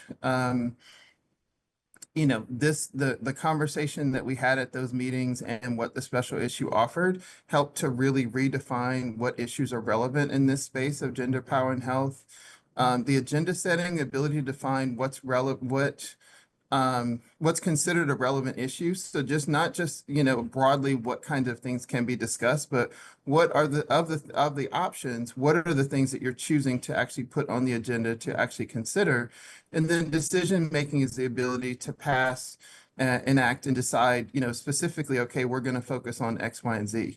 And so broadly, I'm just saying that what we did in the process of what Dr. Barr and colleagues did is really thinking broadly about what these issues were and who needed to be at the table, what kinds of folks, what kinds of expertise. She can tell you at a different time that I turned her down 3 times before I actually said yes that I would do this, because I didn't necessarily think a men's health person needed to be part of this conversation, but she's very persuasive and convincing, and so she won out. But that agenda setting, again, thinking about what those kinds of things needed to be on there, how, again, the definition of gender needed to be broad and how we need to think about that and what concretely we needed to do were all things that factored into this conversation. So one of the things that I also feel like I need to say as a foundation is, a lot of times I'll hear people say, well, there's no need to focus on men's health because men have been the standard and most of the biomedical science is based on men. And what I would say is most of the biomedical science is based on male bodies, but doesn't actually consider men as a whole being and thinking about the larger systems, particularly things that related to gender and other social and structural factors that actually influence men's health, which are, as we know from health equity related research, that those are the things that largely drive health, not the biological mechanisms, genetics, and so forth, that really are contextualized in the larger context of these structures and so forth. So while we have focused on male bodies and use that as an important biological standard and norm, that is not the way. We haven't really fully considered men's health, and that's part of what I was able to bring to this conversation. Men, when we talk about gender and policy, tend to be, both from a global standpoint as well as domestically in the US, we tend not to consider men in those spaces. I work with colleagues in a group called Global Action on Men's Health, where we've documented this and made some of these comments and efforts. And so what I try to do in my contribution to the special issue, and as I do here, is to think about what a gender sensitive or mainstreaming approach, or just how we might consider what it means to include men in that. Because typically what we've talked about, or when we've talked about gender sensitive policies, gender mainstreaming in a policy approach, those have not successfully really engaged men in those conversations or in those policies. These are just evidence of the reports that, or examples of the reports that we've done in Global Action on Men's Health to document the representation and characterization of men in global policies.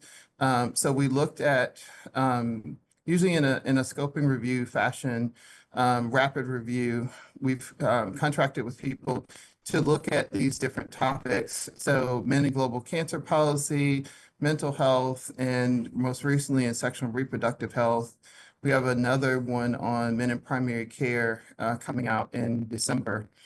But it's really about how are men in transnational organizations like WHO, regional offices of WHO, and others that we're actually seeing, how do we understand if men are represented and how are they talked about in those spaces? And just as an example of the cancer document, we did a piece that sort of spun off of that and summarized some of that and made the larger point that this really needed to be attended to, is that, we know that cancer is the leading cause of death in men worldwide. And that in looking at 28 documents across, again, global, regional, and national levels, that men, even though they had higher rates of incidence and mortality of cancer, they were largely absent from these policies and how we needed to approach these issues. One of the things that we've continued to struggle with, both at a global and even often at a national level, is the lack of sex disaggregated data. And so I think we, at minimum, can start with finding common ground in this idea of we need to have the data to actually support the approaches that we're going to use, and to use the data to inform the strategies that we need from this particular standpoint. This is just, I always have to show my favorite graphs. And so this is one of basically life expectancy for about 120 years. And what, it essentially shows is, yes, we've always had racial differences. It also highlights the fact that sex differences in life expectancy that we now treat as normal are actually things that are really a 20th century phenomenon. That was not something that was actually part of our context before the 20th century, and it actually has grown dramatically over this period of time. This is just a more specific example of breaking out the different sex difference in life expectancy over that same period of time. And you see it sort of trending up. It's obviously dipped and increased at different points depending on what was going on in the world. But you see this general trend of it increasing. And then as we look at a racial difference between Black males and white males, that you see we've actually made progress. So down in lower numbers in this case is actually progress. But we've actually seen among Black Americans that when you look at Black females and Black males, since we don't have data by gender, we can only present stuff by sex. So that's another caveat, that we see these sex differences have actually increased quite dramatically over this period of time. So the lack of a gendered attention to the health equity conversation has really had harmful effects, not just on our ability to understand these issues, but to address them. And whether you look at the famous paper by David Satcher and colleagues, What If We All Were Equal, and those kinds of things that showed it was really his work in, I think it was Health Affairs in about 2000 or 2005, was showing that the Black-white difference in life expectancy between 1960 and 2000 was largely driven by the poor health of Black men, middle-aged Black men, as well as the rates of infant mortality that were where babies, Black male babies tend to die at higher rates than female babies.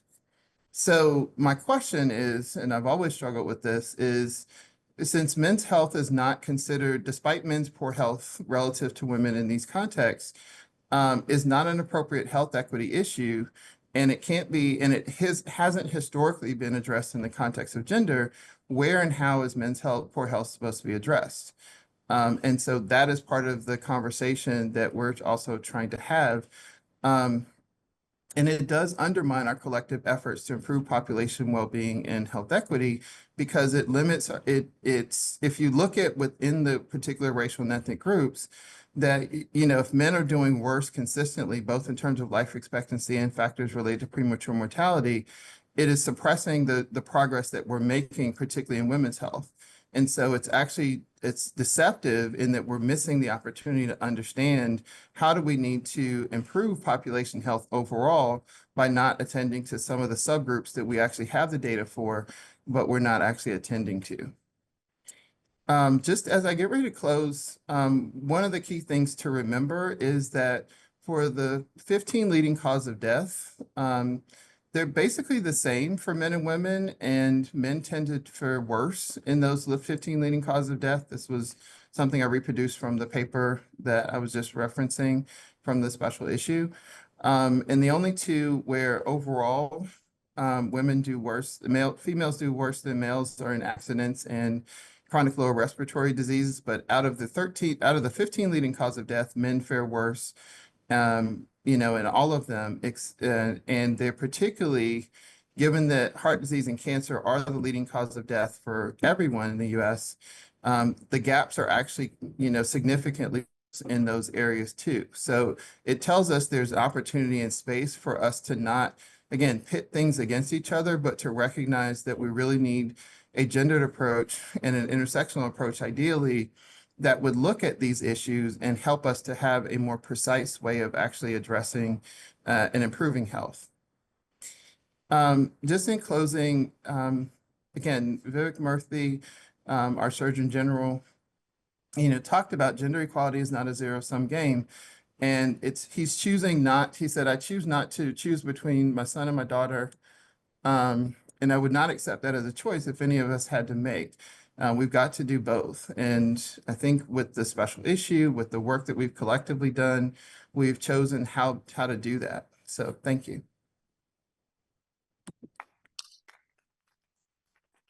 Thank you so much, Dr. Griffith, and Dr. Raj, over to you. Thank you so much. I'll just share my slides and you will see some overlap in thinking about the fact that we as a group, Dr. Barr, Dr.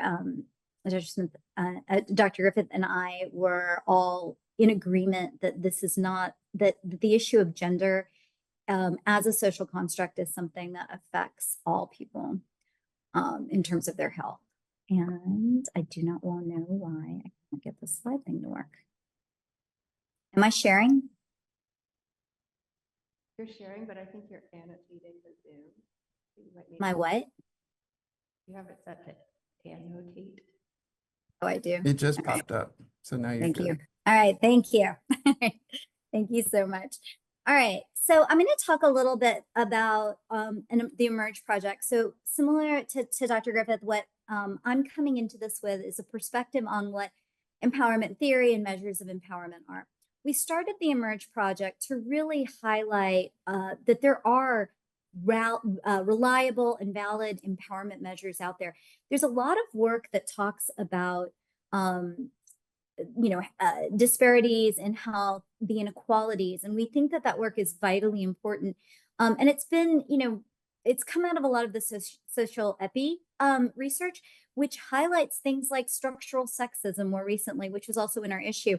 The things that are happening that we can actually capture and measure with geographic measures that highlight how the lived experience of people is affected by their surroundings and the social and structural environment in which they live. And we absolutely think that that's incredibly important, and there's been incredible advancement in that. But there's a lot of measures that are from the individual behavioral up to the structural and the social. And we thought it was really important to help highlight those measures, good science underlying the measures, so that people who want to work in this space have the access to that kind of evidence-based information to be able to undertake their work. Too often gender is simply a covariate, and this allows us to sort of expand our thinking and use these variables so that when we say we want to understand sex or gender aspects of what these health issues are, we're able to actually capture that. We started a project, an initiative called the eMERGE Initiative, and so that people can get onto this website, open access, completely freely available, to be able to get gender empowerment measures across a variety of areas. We have more than 900 measures. We have about 1,000 weekly visitors, and about 30% of those are from low and middle income countries.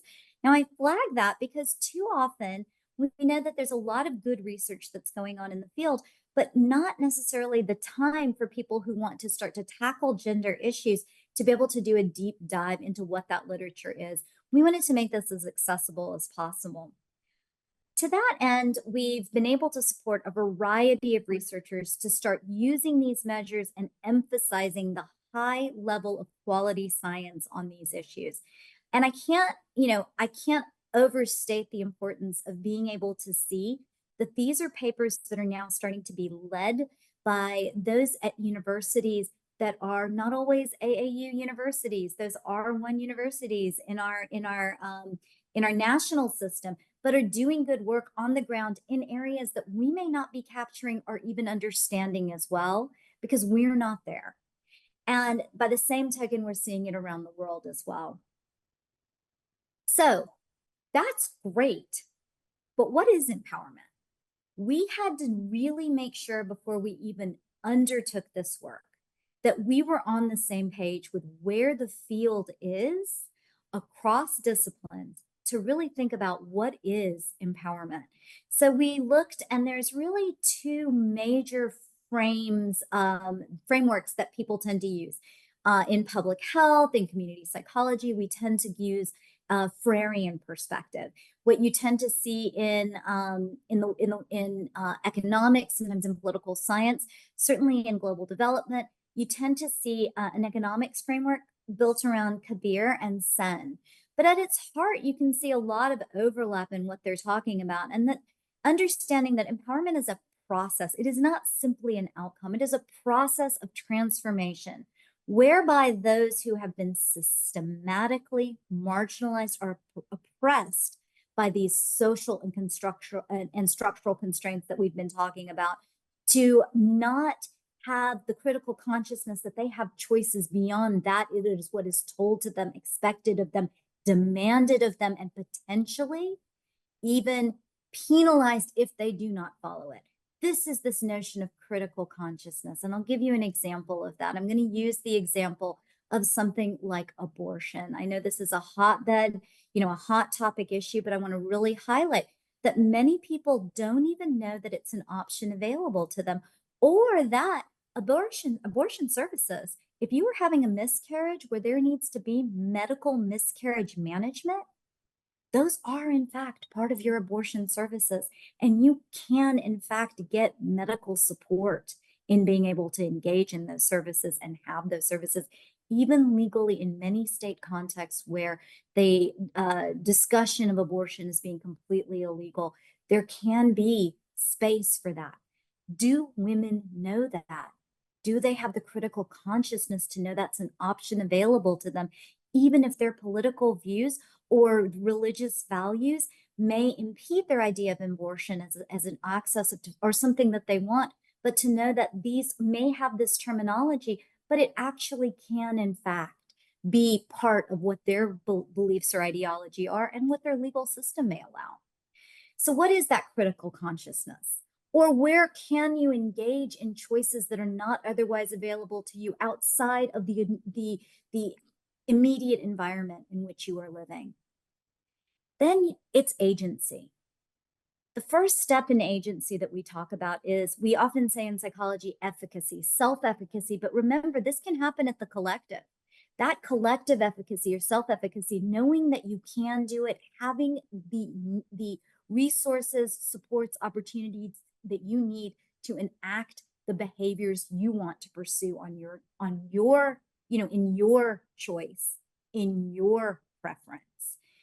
And then it's the actions. Now, sometimes these actions for groups that are not being supported to engage in those behaviors for a variety of reasons. Let's talk about men getting access to health services. A real man doesn't need that. I'm 25, I'll just shake it off. It'll be fine. Never mind that you may be dealing with the long-term complications of arthritis because you didn't get the splint you needed. So how do we support them to have the critical consciousness to know that they can engage in that behavior, to act on that behavior? So those actions, when they are not aligned with what your social or structural environment may have, or what your cognitions, what your schemas say you should be doing, there can be a backlash. It can be internal, but we often talk about that external backlash. Oh man, you're going to go to the doctor? What are you, a wuss? Oh my God, you're going to go and you're talking about getting these medical pills. You know that they're bad, that this is not what God wants. How do you continue to engage in those behaviors that you know are best for yourself when those acts of backlash from your external environment come to you? when someone in your family might say something, when someone in your community might say something, when your laws don't allow you to do it. Well, guess what? Guess what we're all doing at a time where we are not allowed to do what to engage in the behaviors to protect our bodies individually and collectively in the ways that we want. Well, we resist. We figure out how to undertake those behaviors in a way and in a pattern that is our self-determination, our collective determination, so that we can achieve self and collectively determined goals. That is what empowerment is about. Too often, what we're looking at are all those restrictions, all those ways that we are being kept from enacting our behaviors in our best interests collectively, individually. But empowerment is happening every day. I work in gender-based violence. Surviving is happening every day. And we need to understand how those things are happening because, yes, these social and structural barriers exist and they may continue to exist and people are still surviving. How do we support that while we push for the structural change we believe in? I'm not going to go into a lot of detail about this, but I do want people to remember that sometimes acting and sometimes resisting is about the behaviors you do, but it's also about the behaviors you don't do. It's things like, I will not stop using my contraception, or I will not use contraception. Because guess what? Sometimes our public health solutions are not the acts that the people who are deciding what they want for their own body, those aren't what they want. And so their behavior in a context where there are pressures to engage in long-acting reversible contraceptives, maybe, no, I am not doing it. I am acting on it. And when my provider says that I'm supposed to be doing it, I will resist that. How do we support people through that consciousness to ensure that the actions they engage in are their choice for their health in the ways that can achieve their self-determination? And that backlash can also be that support. So that external environment is something immediate and contextually all the way up to the laws are things that we can do something about. I don't want to go into much detail into this. This is our larger perspective on what this means. And a big piece of that is social norms are part of this. We have a long history in psychology of looking at attitudes. But what we've realized is individual attitudes are sometimes not as predictive as the social norms of your environment. These norms we often reinforce and boost adherence to without even realizing it. I'll give you an example from my own community. We are a very pronatal community. Do you know that my baby that was born, the first idea, the first time I thought, oh, I should have a baby, was because my aunts took me aside at a party and said, beta means child. They said to me, beta, it's time. And, you know, it's kind of a funny story and it's kind of a sweet story on some level, but this, honestly, this is how we often from within our own communities play out our gender roles and impede that individual choice, which could affect what my career options were, although it shouldn't, which could affect what I wanted to do with my body in that moment. So we need to be thinking about those norms because guess what? Those norms are also predictive of our policies. So what have we learned about these issues in the context of sexual and reproductive health and rights? Well, we know a few things. We know that the critical consciousness measures aren't really there. What we do a lot of with reproductive health and reproductive rights is we push people along a path towards engaging in contraceptive use. But what about that critical consciousness? What do you want for yourself and why? How do we treat people who choose to not engage in contraception and have 6 children? What are we doing in public health that either supports or impedes choice at the society, clinic, down to the family level? And how is that then affecting agency? Well, we've got not as many measures on critical consciousness. We do have a lot that tells you that we aren't real big fans of ambivalence, which why not? Why can't somebody be ambivalent about this particular issue? I have to say, with the election results, we know that there are some people who are going to be ambivalent about certain issues that are deep and meaningful to someone else. And we have to respect that decision. What we do well is can act, resist, the agency measures. We ask about, who's making the decisions? What are the reasons? Do you feel like you can be the decider of this? Do you communicate with your partner? And this goes both ways, just as Dr. Griffith mentioned, like men are part of the decision making, or for a woman's right to choose, they can be kept out of that decision making, but they can decide things independent of women as well, as long as they're not deciding for each other. And that includes not just contraception, but sex as well. How often when we think about reproductive health, are we actually thinking about the agency behaviors of sex? Not very often. So here's what we know. We know that we have a really good handle on measures of things like family planning, knowledge, fertility preferences, no measures on ambivalence. We know that we have a lot of measures on decision-making control, use of contraceptive services, covert use in a context where there may be reproductive coercion happening. We don't have a whole lot. Now we do, actually. We now have some on self-efficacy, but we mostly have self-efficacy around contraceptives. Our measures are designed a priori to position women to a place where they're supposed to engage in modern contraceptive use, and that it's a mistake not to. And is that truly empowering? We also ask people about their behaviors, but we never do that in a way that is like, okay, you're using contraceptives, you're using condoms. We automatically are about, that's what we want, that's our public health goal. But what were their aspirations? What did they want? What was their preferred contraceptive? Is it really self-determined goals when we see contraceptive use if we never asked people what they wanted in the first place? So a lot of the work that we use, it comes from demographic and health survey data.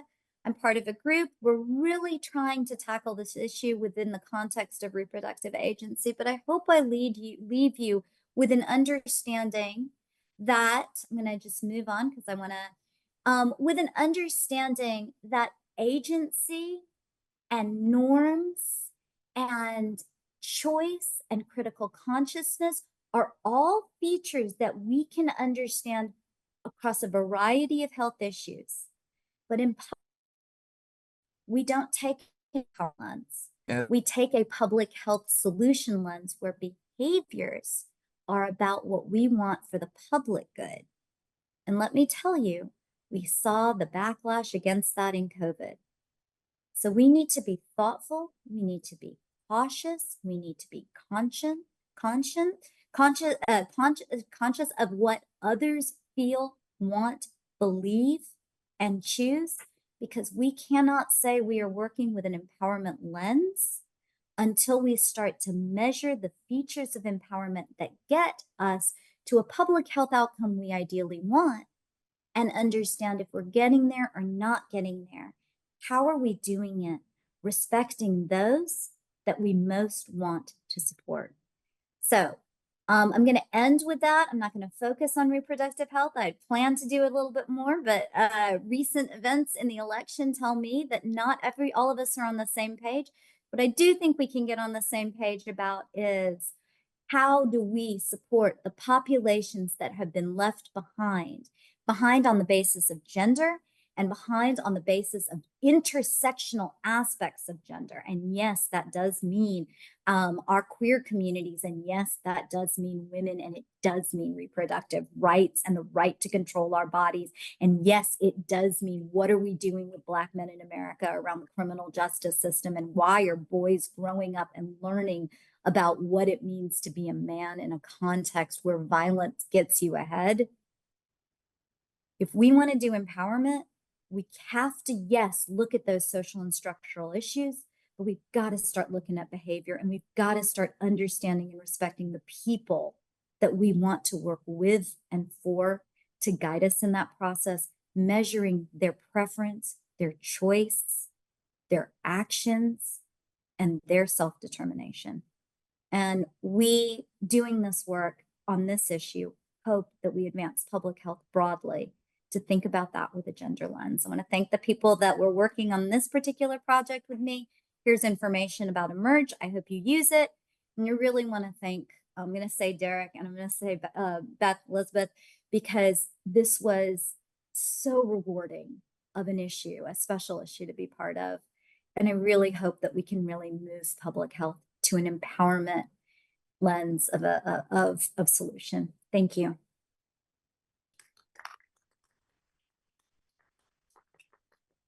Thank you both so much. We have time for questions.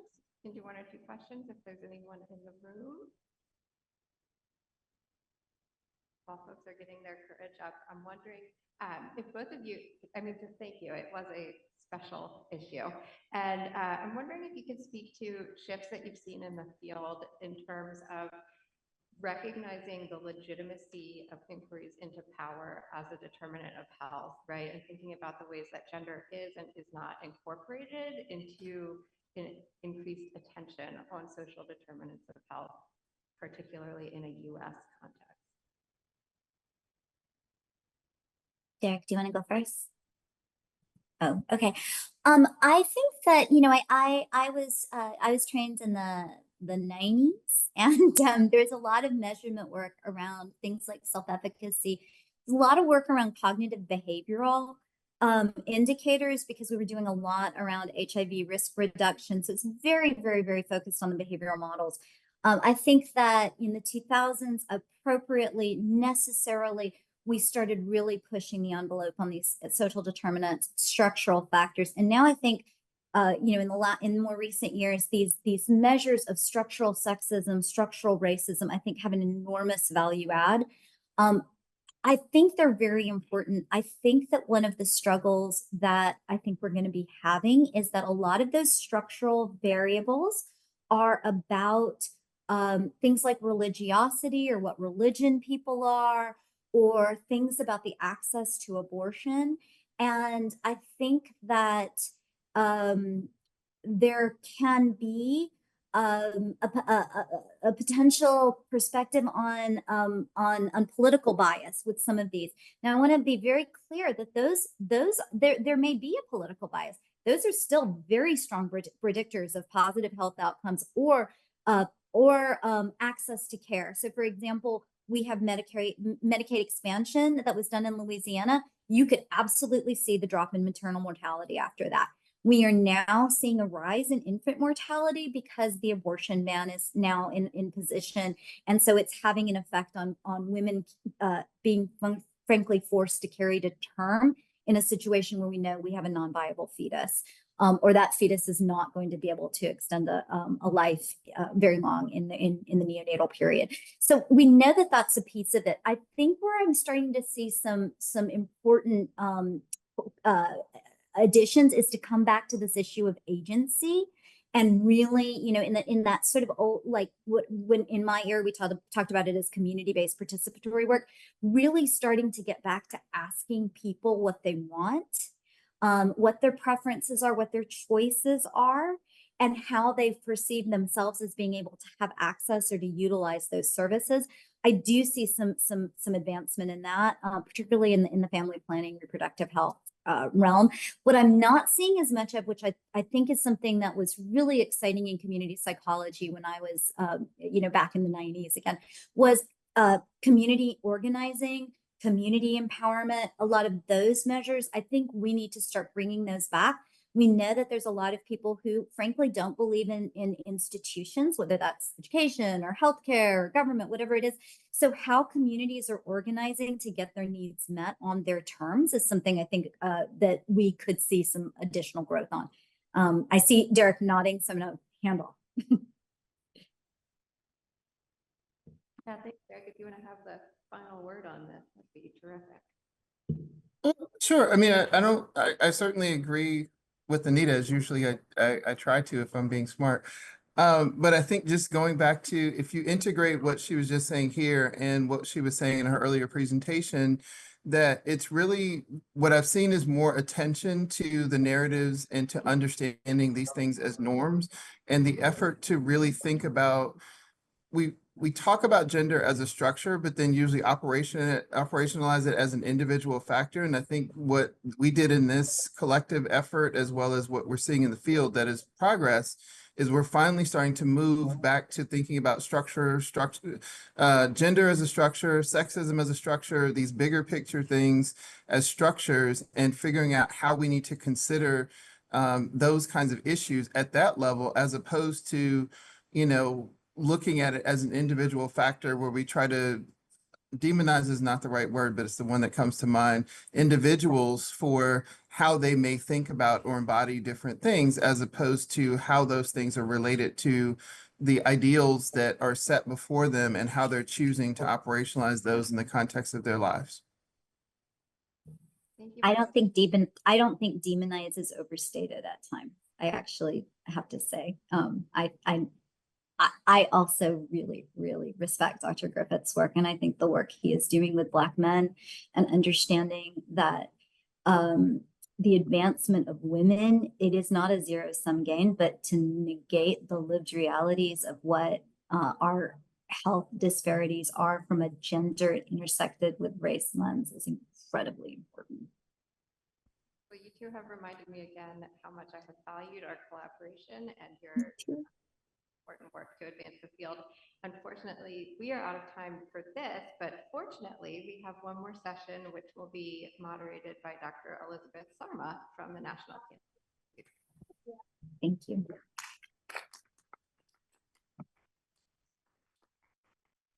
Okay, hi, everybody. It's my pleasure to introduce our final session, session 4, which is BSSR Advancing Health Equity. And I'm delighted to introduce our first speaker, Dr. Paige Lin, an associate professor of medicine at Tufts Medical Center and Tufts University School of Medicine. So welcome, Dr. Lin. Thank you, Dr. Sama. And it's a great pleasure to be here. I appreciate the opportunity to share our work on dementia costs across the disease course and health equity. As we all know, dementia, including Alzheimer's disease, is a terrible condition. Millions of Americans live with it, and it brings major costs, not just for the slides is not advancing. Okay, here we go. Millions of Americans live with it, and it brings major costs, not only for patients, but also for families in the entire healthcare system. What makes dementia especially challenging is that it's chronic and progressive. The costs add up over many years, from early symptoms through end-of-life care. And research has shown that healthcare costs generally differ by race and ethnicity.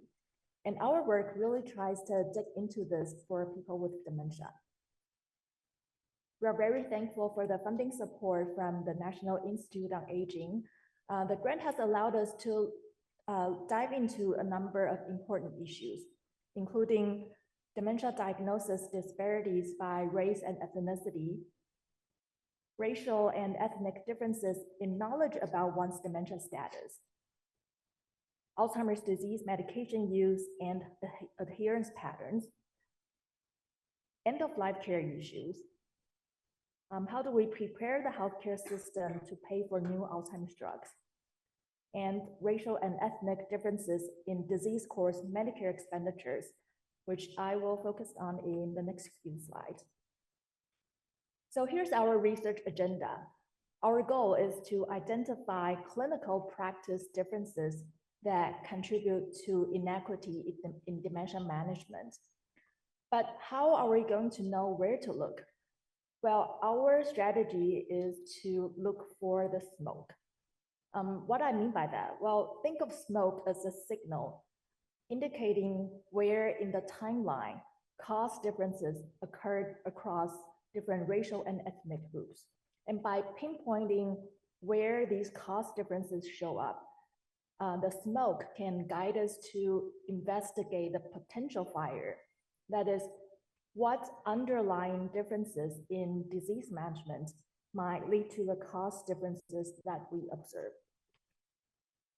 The way we model dementia costs was by using a phase-based costing approach. And this phase-based costing approach allows us to capture the changing intensity of care and healthcare utilization as someone progresses through the stages of dementia. And here's how it works. Imagine that a person receives a formal diagnosis of dementia at this point in the timeline. Phase 1 represents the year prior to diagnosis, where we see costs start to rise as the person seeks care for early dementia symptoms. Phase 2 covers the year following diagnosis.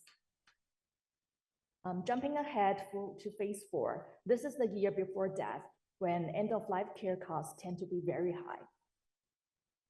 And phase 3 lies in between, capturing the ongoing care for dementia and any comorbidities.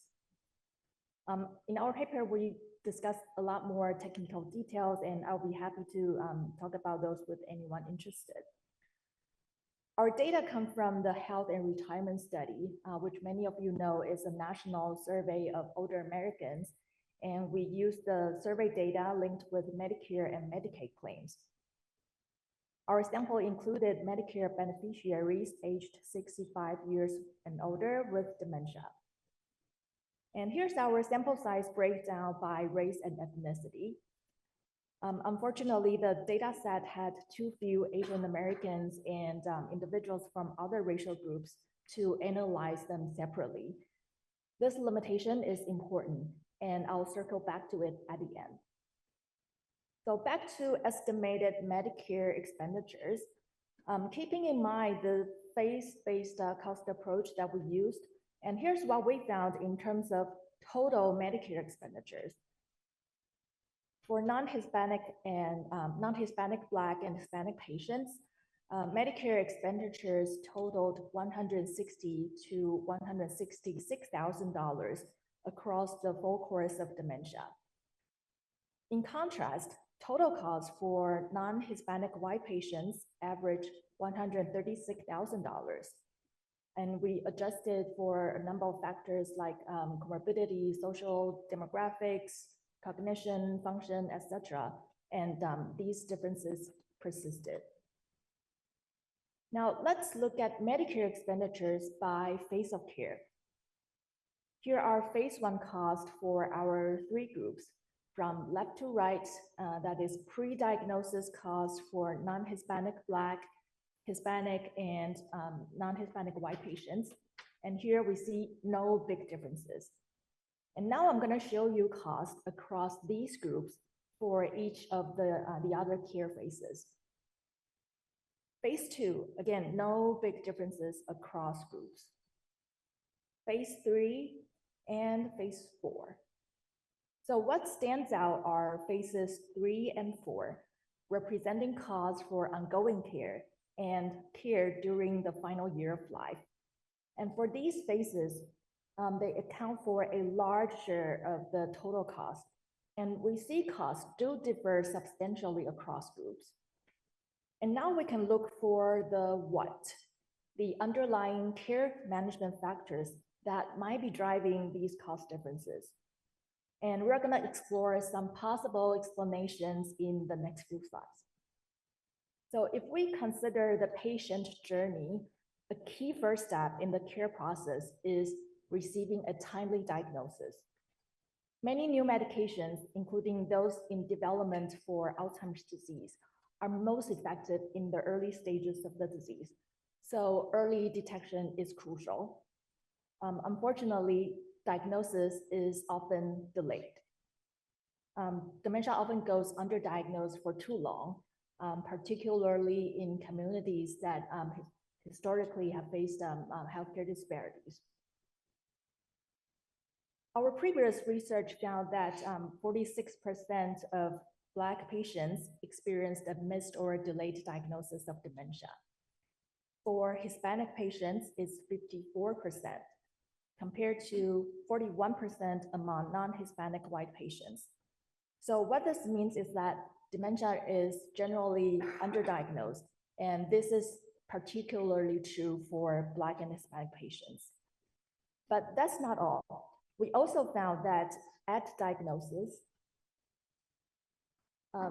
Black and Hispanic patients tend to have more advanced dementia and more trouble with daily activities. Additionally, they are less likely to be informed by physicians that they have Alzheimer's disease or dementia.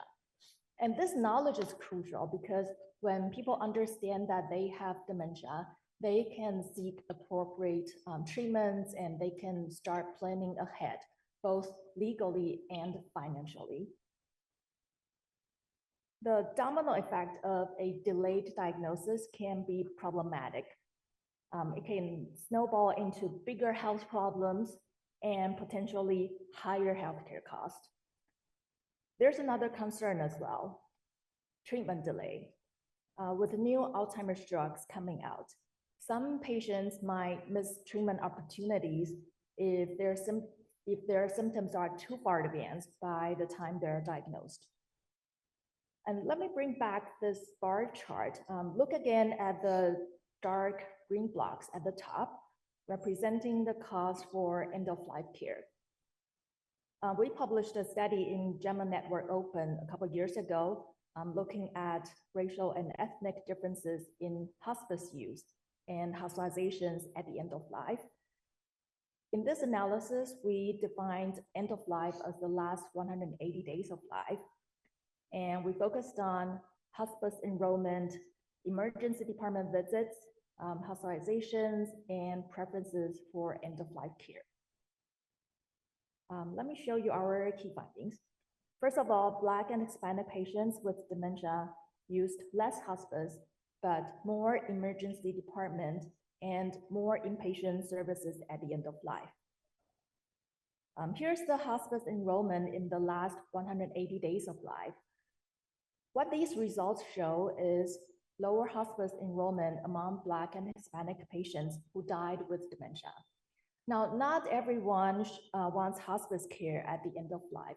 We should acknowledge that. But comparing how different groups are using this service is an important first step before we can start looking into why there's a difference. For emergency department visits in the last 180 days of life, about 70% to 80% of patients had at least one emergency department visit. And that's a big number considering these are older patients with dementia at the end of life. And this proportion is higher among Black and Hispanic groups. For hospital admissions, we found similar trends. Roughly 3 out of every 4 patients with dementia were admitted to the hospital at the end of life. And this proportion is higher among Black and Hispanic groups. As a result, here's what we see in terms of estimated mean inpatient expenditures in the last 180 days of life. On average, Black and Hispanic patients with dementia had higher inpatient expenditures at the end of life. And that reflects 2 things: more hospitalizations and longer hospital stays. And I wanted to emphasize that not all emergency department visits or hospitalizations at the end of life represent low value care per se, but these admissions can be stressful for both the patients and their caregivers. So these findings are important not only from an economic perspective, there's also quality of life implications for both the patients and their families. Next, our second big finding, even while in hospice, more Black and Hispanic patients were admitted to the emergency department or hospital. And we know that transitions between care settings at the end of life are generally not desirable. And we see such transitions occur more frequently among Black and Hispanic patients with dementia, even while they are receiving hospice care. Moving on to our third main finding, Black and Hispanic patients with dementia were less likely to complete advanced care planning. Here's the percent with advanced care planning. Overall, this is an underused service in the Medicare population with dementia. And we see much lower proportions for Black and Hispanic patients. Only 1 in 5 had written instructions for their end-of-life care. And these written instructions are important because they give people with dementia a voice in making end-of-life medical decisions when they become unable to understand or unable to speak for themselves. And our results highlight there's still much room to improve here. We also looked at expressed wishes for end-of-life care. And we found a higher proportion of Black and Hispanic patients opt for all care possible to prolong life. In contrast to white patients who more often prefer less intensive care options, such as limited care, any treatment withheld, or comfortable and pain-free, but forgo extensive measures to prolong life. And this brings me to an important point, which is also the theme of this session. The end goal is health equity, not utilization equality. We are not suggesting that the amount of care that people are using should be equal. But there are essential healthcare services and supports that most people with dementia could benefit from. And our findings highlight there are significant healthcare disparities in disease management across racial and ethnic groups. Last point I would like to emphasize is data equity. So when looking at healthcare disparities in the population, having robust disaggregated data is crucial. And too often we see analyses or data sets tend to lump certain racial or ethnic groups together or exclude them entirely because of data limitations. For one example I mentioned earlier, in our data set, we had too few Asian Americans for meaningful comparisons. Another thing is that there are many subgroups within Asians and their experiences can vary greatly. We can't fix what we can't see. Breaking down data into subgroups for all races and ethnicities will help us better understand any unique challenges facing different populations. This is my last slide, and thank you very much for your attention. I look forward to the conversation.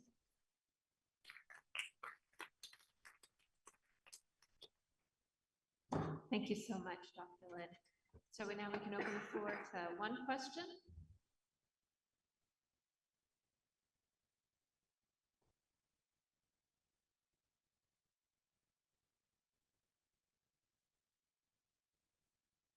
Hi, this was really wonderful, and I'm happy you're studying this because it's a huge issue that I know we're going to have to contend with in the next few years. And I'm wondering exactly, part of this kind of even dementia screening and dementia testing happens to be predominantly within the framework of English speaking, right? And I'm curious as to especially because of the multiplicity or whatever of the United States, and the aging population might be primarily, or first language might be, Spanish, or an Asian language, or some other language that's not English, and they might be more comfortable.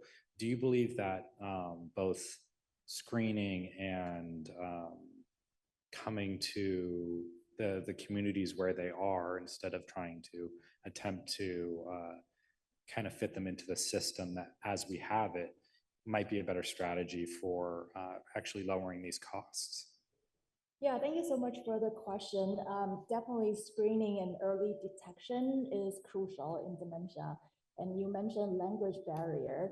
One thing I'll mention is that our clinical collaborators mentioned that from the provider side, not having enough people who are able to speak different languages to evaluate and diagnose, and not having the right kind of instruments to have different versions in addition to English and Spanish to use those kind of tools to evaluate their cognition and function, etc. So that's definitely challenging.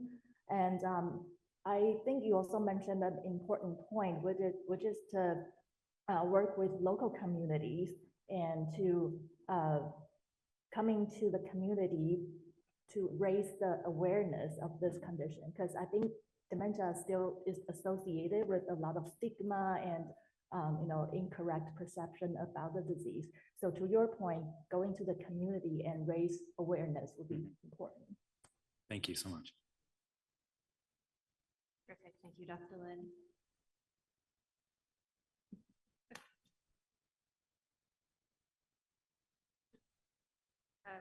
Okay. I'd like to welcome our next speaker, Dr. Joy Wan, who's an assistant professor of dermatology at the Johns Hopkins University School of Medicine. So welcome, Dr. Wan. Great, thank you so much for the introduction. I'm going to shift gears a little bit, as we heard a lot about older individuals. My talk is going to focus on the other side of the age spectrum. So I'm going to be speaking about children with eczema and how locus of control and mental health may play a role in that population. So eczema, also known as atopic dermatitis, is incredibly common. It's the most common chronic skin disease that we see in children. It affects about 1 in 5 children in the United States. And it affects children around the world, as you can see in the map on the left. There is higher prevalence of eczema in wealthier, more developed nations like the United States, other parts of North America, Western Europe, Southern Africa, and Asia as well. And eczema often begins within the first 5 years of a child's life, actually most commonly within the first 2 years of a child's life. And clinically, it presents as shown in these photos here, weepy or scaly, pink, red, purple, brown patches or bumps, and it can affect anywhere on your skin. So in young infants, we often see it on the face, but we can also commonly see it on the extremities, the torso, the hands, feet, scalp, pretty much anywhere. Now, it's been recognized for quite a long time that children with eczema have poor quality of life. And this figure is taken from a paper that was published now almost 20 years ago, where researchers applied or administered, I should say, a life quality index to measure quality of life in children with a variety of chronic diseases, including chronic skin diseases. And here the higher numbers indicate worse quality of life. And what you can see here is that when you have localized eczema, which is third from the top, those children had quality of life similar to quality of life ratings for children with juvenile diabetes. When you examine children with generalized eczema, so probably more severe eczema, what you can see here, and that's shown in the second from the bottom row, you can see here that those children had quality of life that was on par with children with renal disease. It was worse quality of life than children with asthma, and it was only superseded by those children with cerebral palsy. So in the last 10 years or so, there's been a lot more research to try to characterize the relationship between eczema and mental health. And so some of the work that I'm showing here is from our group, where we try to characterize among US children what the association was between eczema and emotional behavioral symptoms.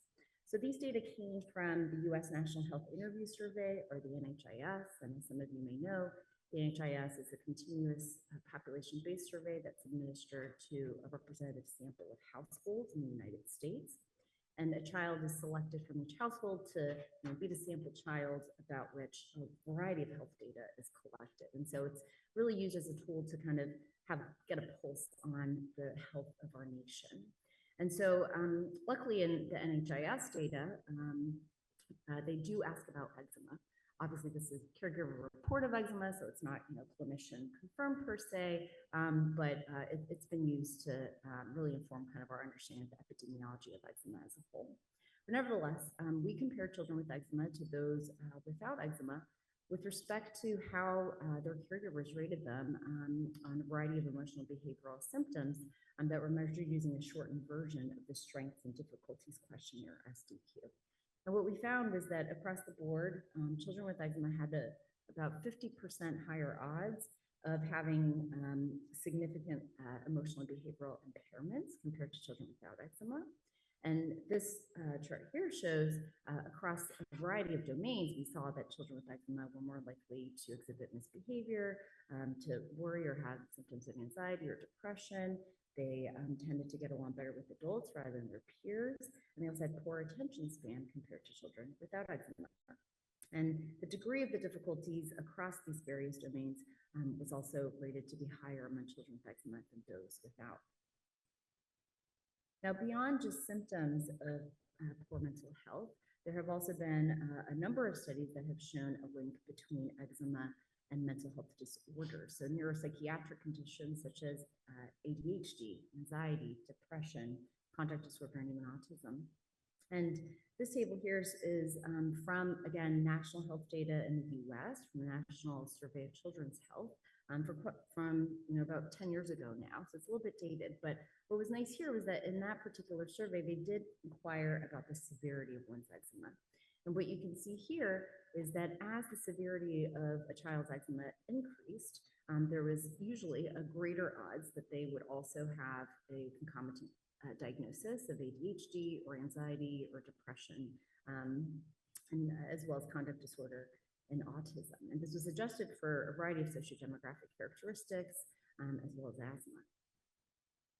So while I don't have time to show you sort of all the data to link eczema and mental health, particularly poor mental health, we now recognize in our field of dermatology that there is a connection here.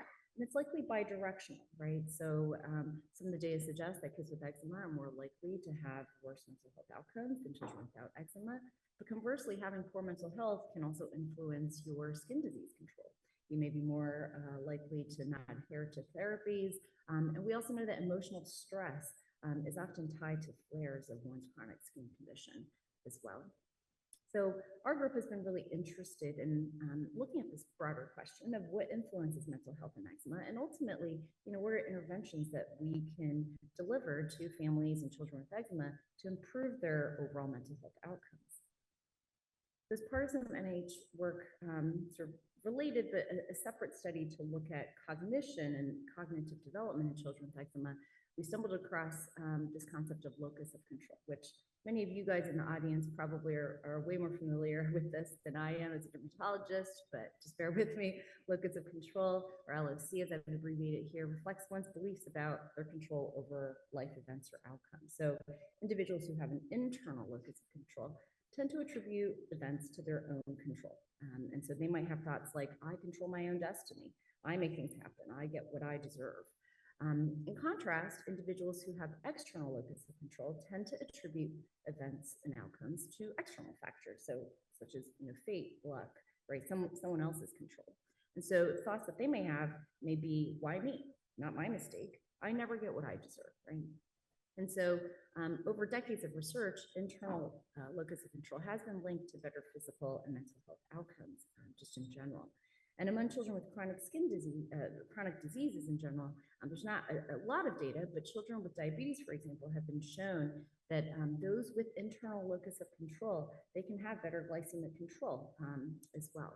But nobody's ever really looked at this in my context of interest, which is pediatric eczema. And so we sought to do that by conducting a cross-sectional analysis of data that are available from the Avon Longitudinal Study of Parents and Children, or ALSPAC birth cohort. This is a birth cohort based in the United Kingdom that enrolled tens of thousands of children at birth in the early 90s and have followed them continuously since then. And what's really great about this particular cohort for a researcher of eczema like myself is that they actually collect a lot of data about eczema and whether it was present, and if so, to what degree of severity it was. And they did this on an approximately annual basis in the first 16 years of life. But we looked at data at 8 years of age because that's when locus of control and some of the mental health outcomes we were interested in were assessed. And so our study population consisted of over 3,200 children who had at least 2 caregiver reports of eczema. We did this, we defined eczema, with sort of this minimum of 2 reports, just to make sure that we weren't capturing kids with other transient rashes. And so every child's eczema status at 8 years of age was categorized into one of 3 groups. They could have had active mild eczema, so that's to say that their parent reported that the eczema had been active in the last year, but when questioned about its severity, it was thought to be no problem or mild. Active moderate severe, which was active in the last year and felt to be moderate or severe in degree by the caregiver. And then finally inactive, which is that they had a history of eczema at some point that was active, but it had not been most recently active in the last year. And the exposure of interest here is locus of control, which was measured using an abbreviated version of the Nowicki-Strickland internal-external scale. And in the larger ALSPAC study, what they did with that scale was to adjust the raw scale to a 100-point kind of mean scale, where they defined external locus of control as being a score greater than 50 on that 100-point range. And the outcomes of interest that we looked at were emotional behavioral concerns, which were measured with a combination of the strengths and difficulties questionnaire, the SDQ, as well as the short mood and feeling questionnaire, which is the SMFQ, which is more specifically for symptoms of depression. And our statistical analysis was a multivariable logistic regression, where we did stratify by locus of control, and it was adjusted for a variety of socio-demographic characteristics, other atopic comorbidities, as well as some measures of sleep. So this is just our study population. So you can see here that across the 3,200 or so children, about half of them were in the inactive eczema group, about a third were in the mild active group, and then about 11% were in the moderate severe active group. And I'm just going to quickly run through a couple of the characteristics here, but you can see that in the inactive group, there's a slight male predominance, whereas in the active AD groups, and AD here stands for atopic dermatitis, my apologies. In the active eczema groups, there was a more female predominance. There was some increase or higher scores for financial difficulties, so the ability of the household to afford kind of daily living expenses in the more moderate to severe group. And then not unexpectedly, children who were in the active and more severe eczema groups also had greater rates of atopic comorbidity, so hay fever, asthma, food allergies. These are all things that can co-occur with eczema.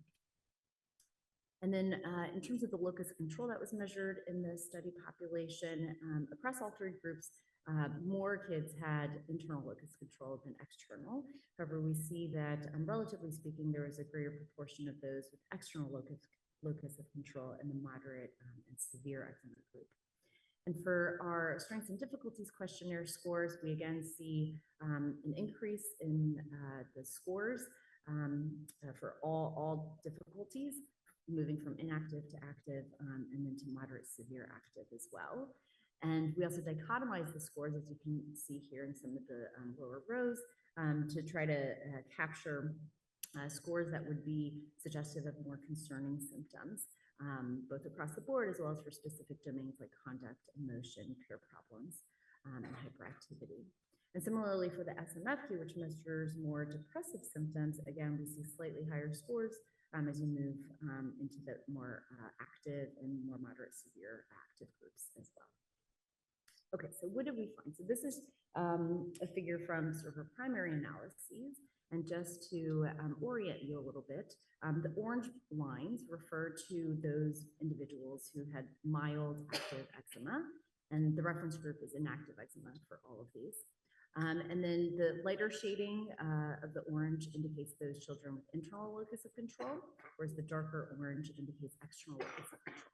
Similarly, for the blue shaded lines, these represent those individuals with moderate or severe active eczema, with the lighter shade indicating internal locus of control and the darker line indicating external locus of control.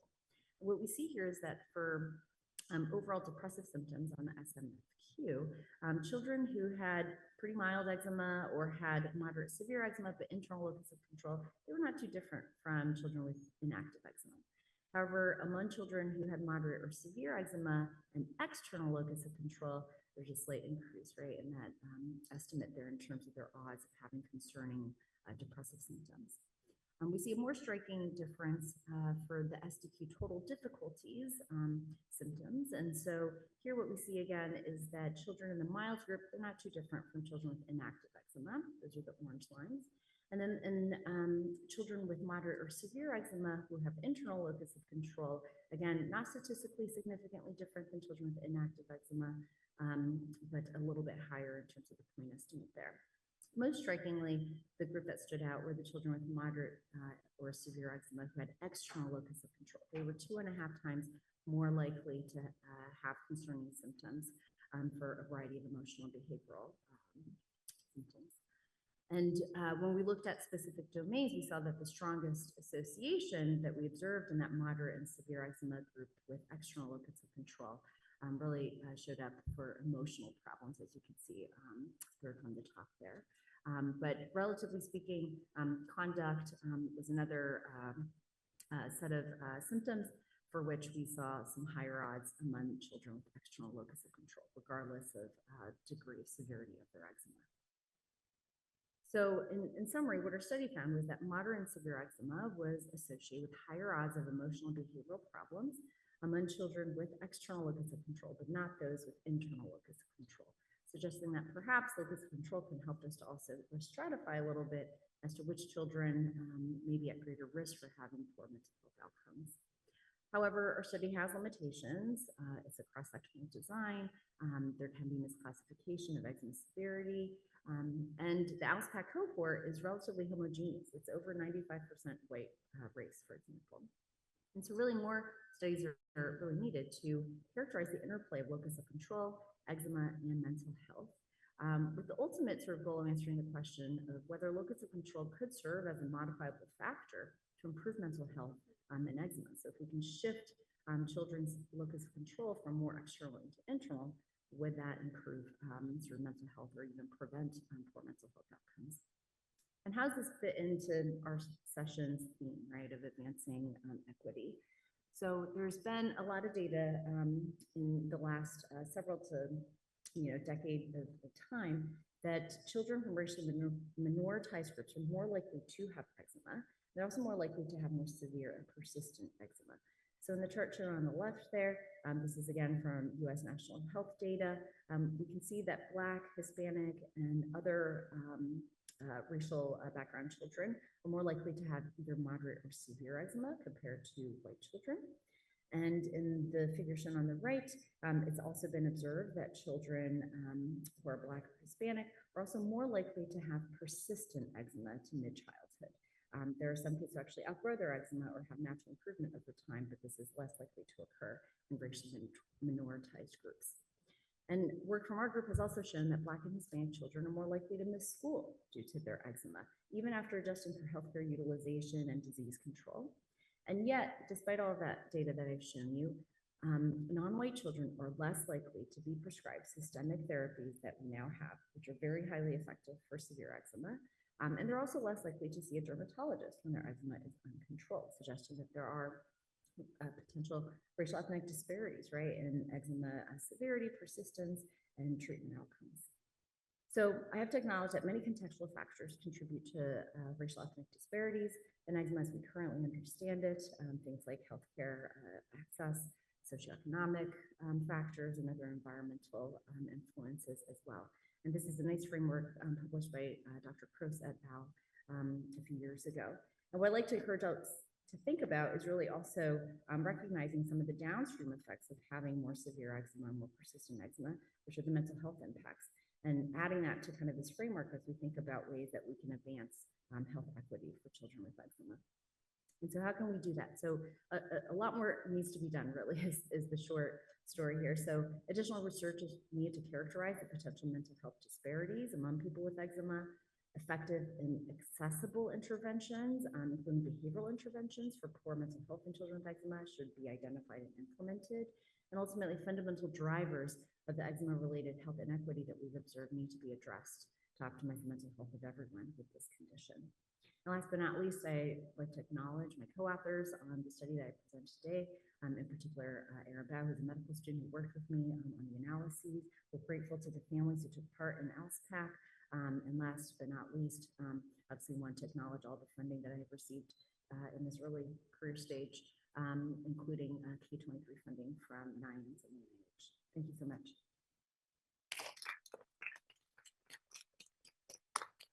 Thank you so much, Dr. Wan. We have time for one question. And I'm sorry, I'm going to steal that question because unfortunately I was sitting on that side, so I couldn't see the one that you had about sleep. But what strikes me with that is we know that sleep is important for, of course, emotional regulation, I mean, all kinds of things. So I was wondering if there was, and then also, of course, measuring sleep. We're not going to go into that because, of course, objective versus subjective. But I was wondering if you have kind of thought about how that could moderate or interact with these, because also if you think about housing and light, just, I mean, a whole mess of things. Absolutely. That is really one of the active areas in our lab, is to really try to characterize kind of how sleep plays a role in all of this link between eczema and mental health. And so we have published some other studies that have shown that sleep does mediate actually some of this connection between eczema severity and poor emotional behavioral symptoms. We've also seen that in using electronic medical records data, so there's flaws in that, right, or limitations, I should say. We've also seen that children who have sleep disorders, which are actually more prevalent among children with eczema than those without, so that's very well sort of accepted in the field. Those children are also much more likely to get diagnosed with ADHD, anxiety, depression, all that. So we do think that sleep is probably part of the causal pathway when we think about the connection between eczema, particularly severe eczema, and poor mental health. And so I just put in actually a grant application to the NIH to further, characterize that, and so that we can, come up with better and also more accessible interventions to improve sleep in this population. Thank you. Thanks so much, Dr. Wan. It's my pleasure to introduce our final speaker for today, Dr. Jennifer Lynn Shaw, who's a research associate professor at the Center for Alaska Native Health Research, part of the University of Alaska Fairbanks. So please, Dr. Shaw, take it away. Thank you. Well, thank you all for hanging in there to the very end. It's been a pleasure to be with you the last couple of days, and I'm glad to be here with you. I'm going to share with you today briefly about a research program that I've been privileged to be a part of since about 2016 that focuses on increasing advanced care planning among Alaska Native and American Indian people in primary care. This research has been a collaborative effort between several institutions centered in Alaska at South Central Foundation, as well as researchers at UW in Seattle and the University of Arkansas, Colorado, and in New Mexico as well.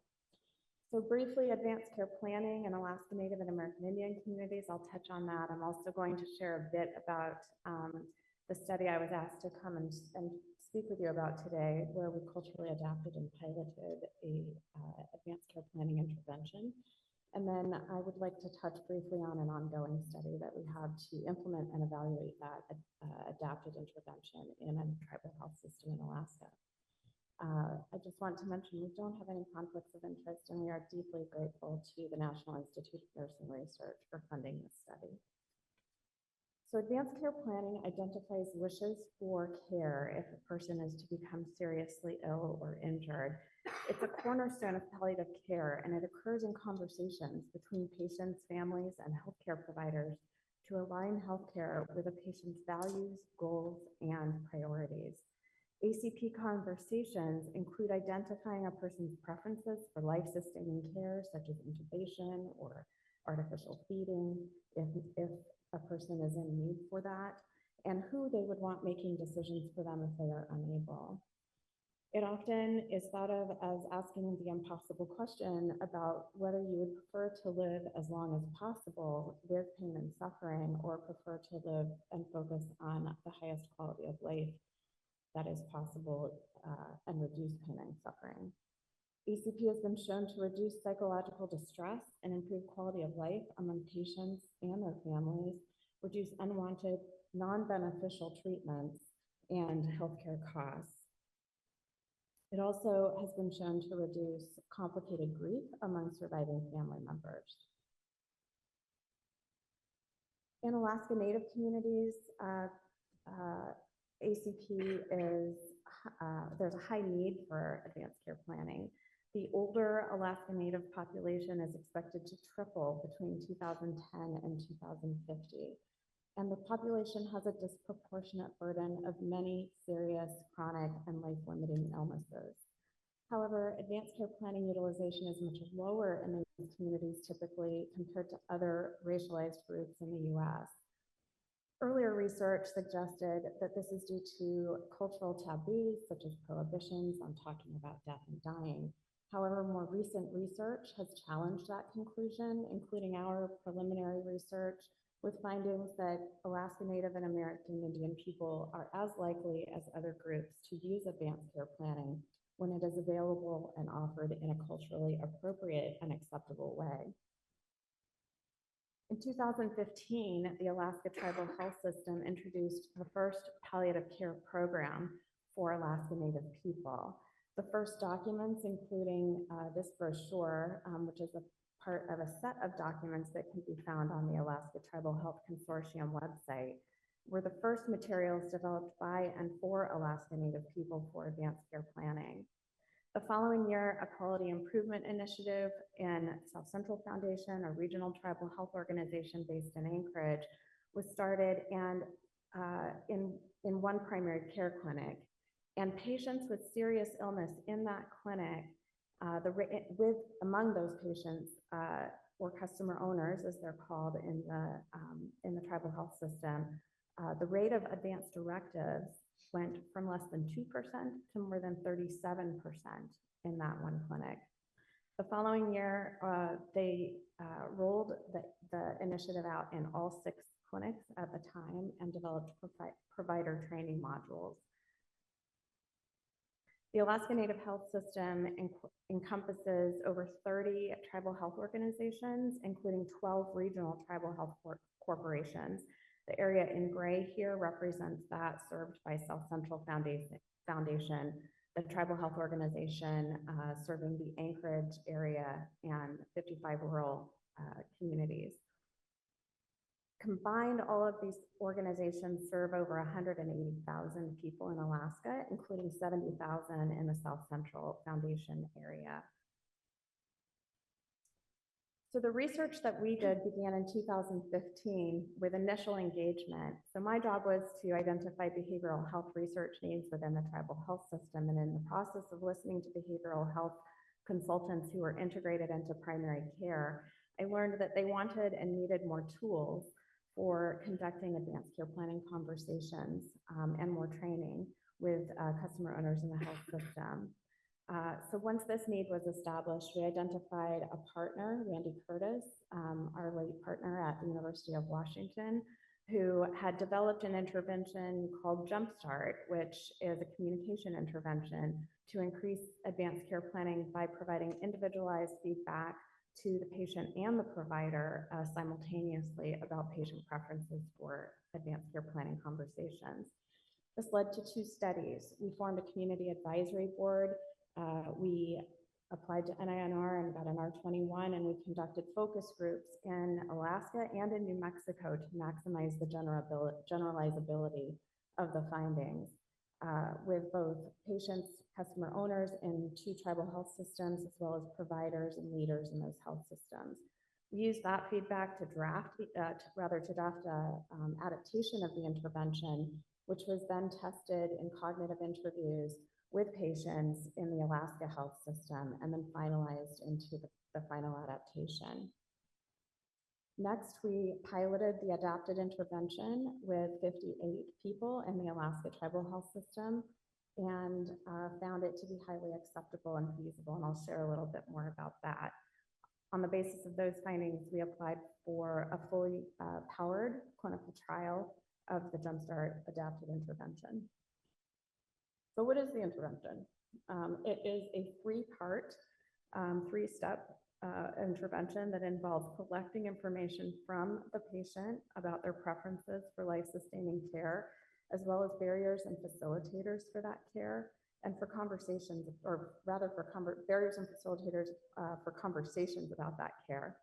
It uses the responses to the questionnaire called the Improving Communication About Serious Illness Questionnaire, or ICSIQ. It uses their responses to populate a personalized one-page conversation tip sheet that provides information and feedback to the patient, as well as tips on how to start an ACP conversation with their provider at the next clinical visit.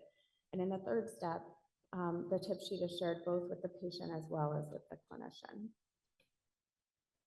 I should also mention that in clinical trials at the University of Washington with outpatient general populations of patients, as well as, outpatient dementia patients, and also inpatient general population, there was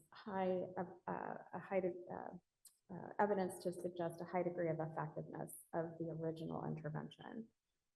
So once as I mentioned, we culturally adapted and assessed the Jumpstart in a group randomized pilot trial with the Alaska Tribal Health System. So we found in the cultural adaptation that we needed to improve the relatability and the ease of use of the intervention. We simplified the language, reduced jargon, reduced reading level, added the I don't know response option to better reflect the range of readiness that patients may have to have these conversations, replaced the word pain with suffering to include the full spectrum of the illness experience and its impact on people, reframed confrontational language to more contributional language instead of asking people to be critical and rate their providers on and their trust and their communication with their providers, framed it in terms of helping the health system to do the best it could and to improve care as much as possible. We also incorporated the role of culture in health decisions, added new items to barriers and facilitators sections, such as my provider does not understand my culture or language, or I have received culturally relevant and appropriate information about the care I could receive if I were to become very, very sick. And then we also added an entirely new section. There was already a section of the questionnaire that asked about religion and spirituality and the role of these in healthcare decisions. And the feedback we had from our qualitative formative phase indicated that we needed to add a separate section about the role of culture on healthcare decisions. We also added a new item in the talking about healthcare section about who the patient wants involved in ACP conversations, such as the spouse, children, or other providers, to reflect the more sociocentric orientation of Alaska Native cultures, that decisions are often made collectively or with collective input. We published the findings of our adaptation, and they can be found in more detail here, but in the interest of time, I'm not going to go into those in more depth about the adaptation.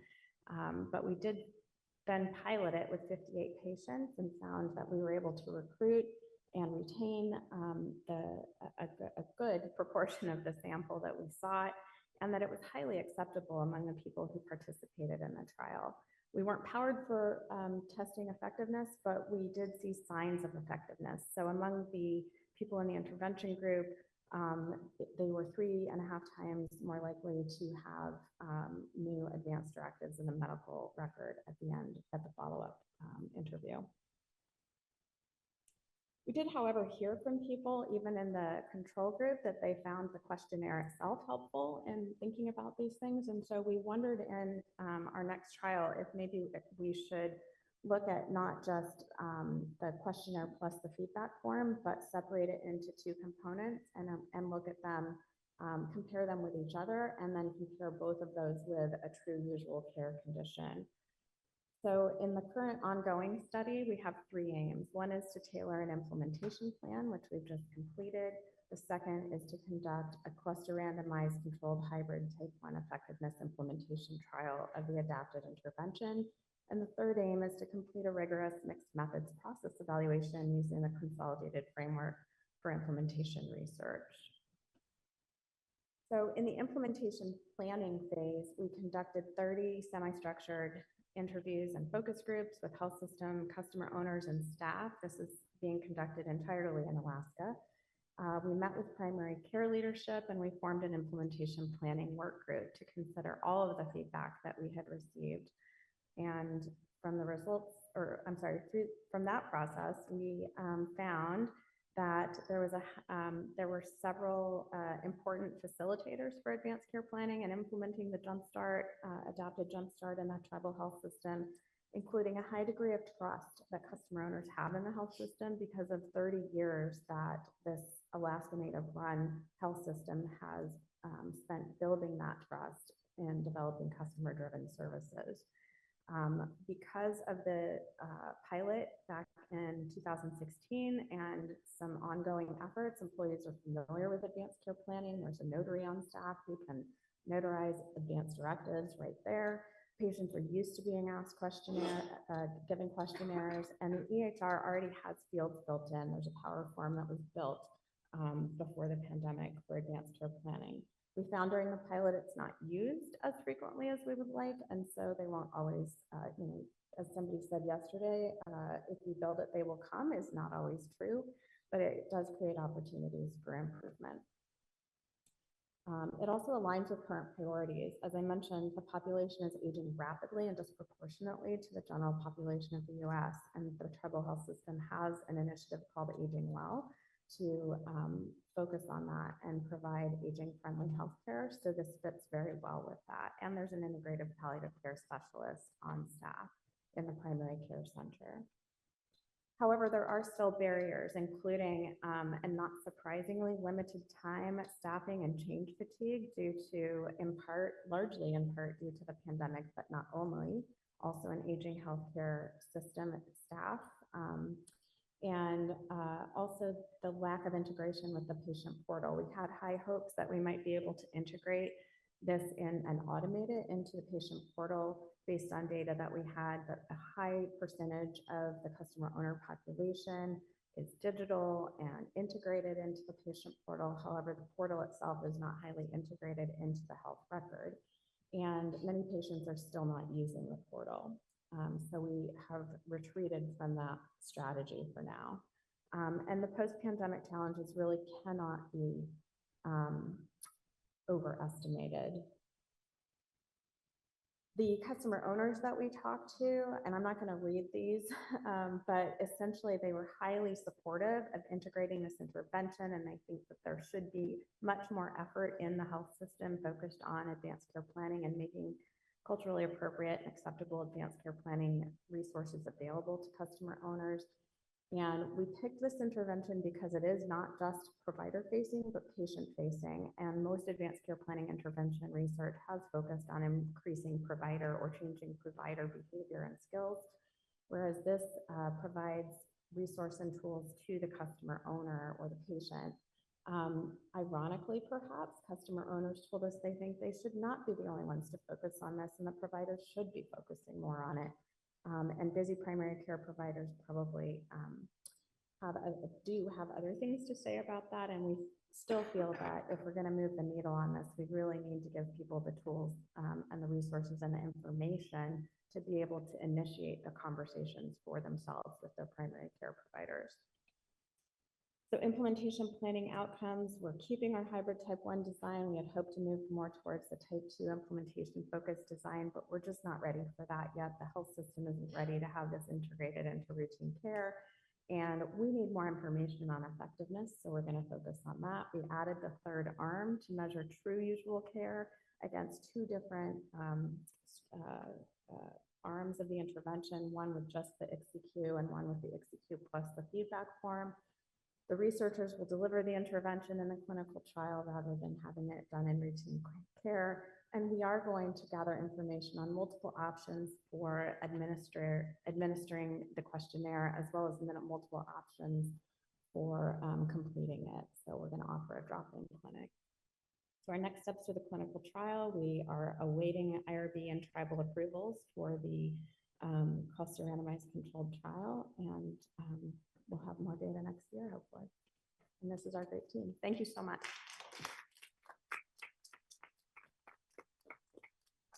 Thanks so much, Dr. Shaw. We have time for a couple of questions. One question, please. Nope.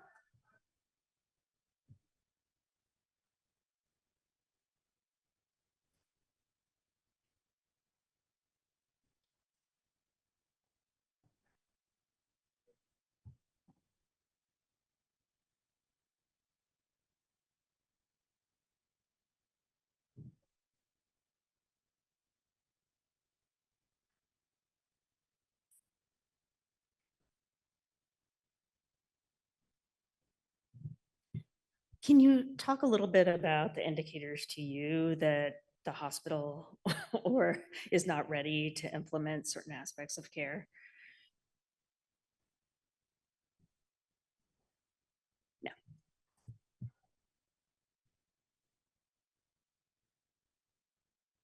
Okay, that was for me. Yeah.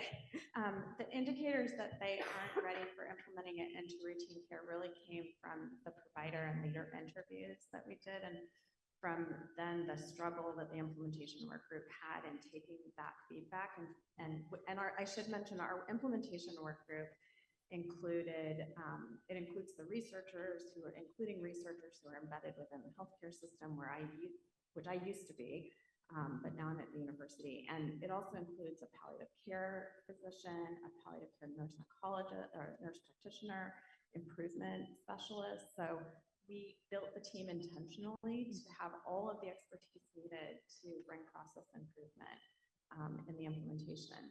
And even with all of that expertise and internal knowledge and skill, we couldn't figure out a way to do it that was not going to be already overburdened providers and potentially sink the trial.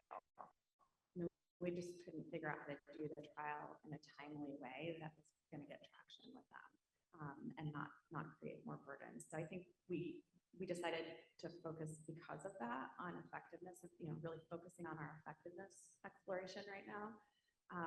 But I think probably some of the biggest indicators of that are staffing.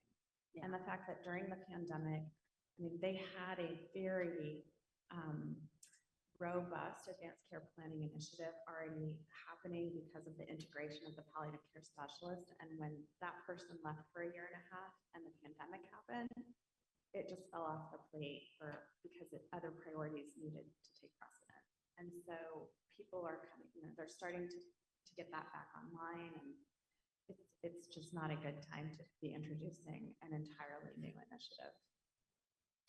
I just applaud you for bringing it up and talking about it. I think that that's very common and you're not alone. And I think that is something that we need to talk about more so that, we as those who are trying to implement the things that we're learning and work with clinicians, work together to create solutions for. And so often it is staffing or those types of resources, like it's not the will or the interest of those teams, it's just the staffing and the resources to be able to do that.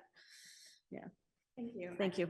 I appreciate that. And I want to add that I think probably one of the most instrumental moments for me in my 13 years working inside of the tribal health system as a researcher was a conversation with an operational leader of the primary care system who said, I understand, it was about a different study, but I understand this is important. I agree it's important, but I have 150 important priorities on my desk right now that I need to focus on. And so I think that's something that I am constantly in thinking about how to do this work with tribal health systems. I'm actually thinking increasingly about how to move it outside of the clinic, because I don't know that we can pack any more into the clinic until we have a better understanding of how to do that without where we can actually relieve the burden and not just ask people to do more. And I haven't figured that out yet. Well, thank you. Well, let's give one last applause to our very excellent last panel. For one thing, for the audience for hanging in there, and for you guys for also giving such great presentations. So I'm not keeping you long today. I'm not going to say a big, long-winded sum up or ending, I just wanted to say it was great having you all here and the people online as well. This was I think, an awesome 2 days showcasing the excellent VSS research that's going around NIH, and we look forward to seeing you next year at our 30th anniversary. Thank you all.